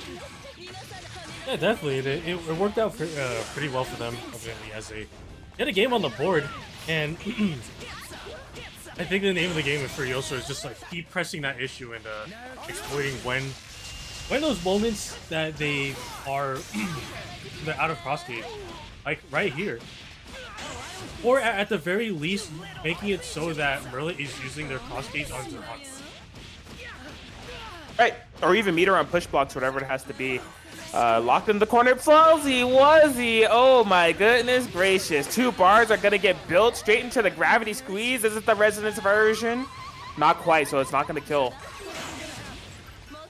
I try to go for something cheeky right there, but at the very least, Adachi stays alive, and a nice delay to charge on that 2d6C to get across of him. Trying to get some momentum and a nice throw bait. But Dante Thomas got him with the throw bait. Back into the corner you go. You gotta know it's probably gonna be some Zio shenanigans. No, or power charge, excuse me. Ooh. Damn. Nice clip, but that contingency is available for Merlit, and being good here, getting the momentum back in their favor. Life totals are just about even. 2A starter, not the best thing in the world here. I'm not gonna lie. It could be the difference maker between a dead new Narukami and not, but it's not enough. Why? That situation, guess for your character. Good time to burst out. Tired of blocking. The 5C. Solo Neo coming in here from Merlit. We mash! Good contest, and Yosuro not out of it by any means, tying up this. Merlit gotta stay locked in, man. I think there is definitely an opportunity to kill that Adachi. Like, honestly, just omitting the 2A and just going for a raw 2C starter probably would have given everything that they needed with the exact same route in order to kill and narrow it down to a 2v1. You said it earlier, man. You give Yusuro an inch, you take a mile, and those little happy little accidents can turn into terrifying big mistakes if you let him maintain his 2v2. Yeah, definitely. All it takes is one hit for just for you to not be able to play the game anymore, really. So yeah. And all these are, as you mentioned, I think Yosu's doing a really good job at just calling out Merlit's tendencies whenever they do have a system. And just limiting their overall like presence and pressure in this fight. But Merlit looking good. Does not want to go to a grand finals reset. Yeah, some fantastic cross-combo situation awareness in order to stuff out the anti-air approach, make it burst safe, and really make Yusuro pay. Having to burst the mix-up situation, force down to a hill to 4P, good defense thus far. So trying to press the issue and push their way in, but unfortunately, a lot of attempts are getting stuff down, nothing's working, but good, happy birthday. But not a huge amount of damage, but at the very least, a good opening. Okay, dive kick. Doesn't be BZO'd. Oh no! Wasn't grounded, but there's no punish! Thankfully, Narukami stays alive, could have Omega died. Definitely, but both characters definitely bleeding now. Ow! My Ears!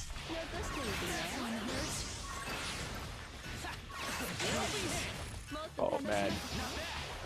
With the burst, trying to chase down. Oh, nice try indeed. What's the route here? Does Neo have the damage? Of course not. Cross raid, this ain't gonna do it. You still need one more hit. The 2v2 remains intact for Yusuro. That's all they need. EX Zeo card, push block. That's gonna be the end of Narukami. Solo Adachi, level 3 resonance. Not sure how doable this is because it's just realistically one touch on the board. Nice defense, but unfortunately it just gets hit with the double overhead. That might have been a fuzzy. That's crazy, but it's not. The team does no damage. But does it matter? Does it matter if you do no damage? If you could just simply be right? And it seems like the answer to that question is yes. Merlit gonna be able to take grand finals 3-2 over Yusuro and will be your WNF Online BBTAG champion.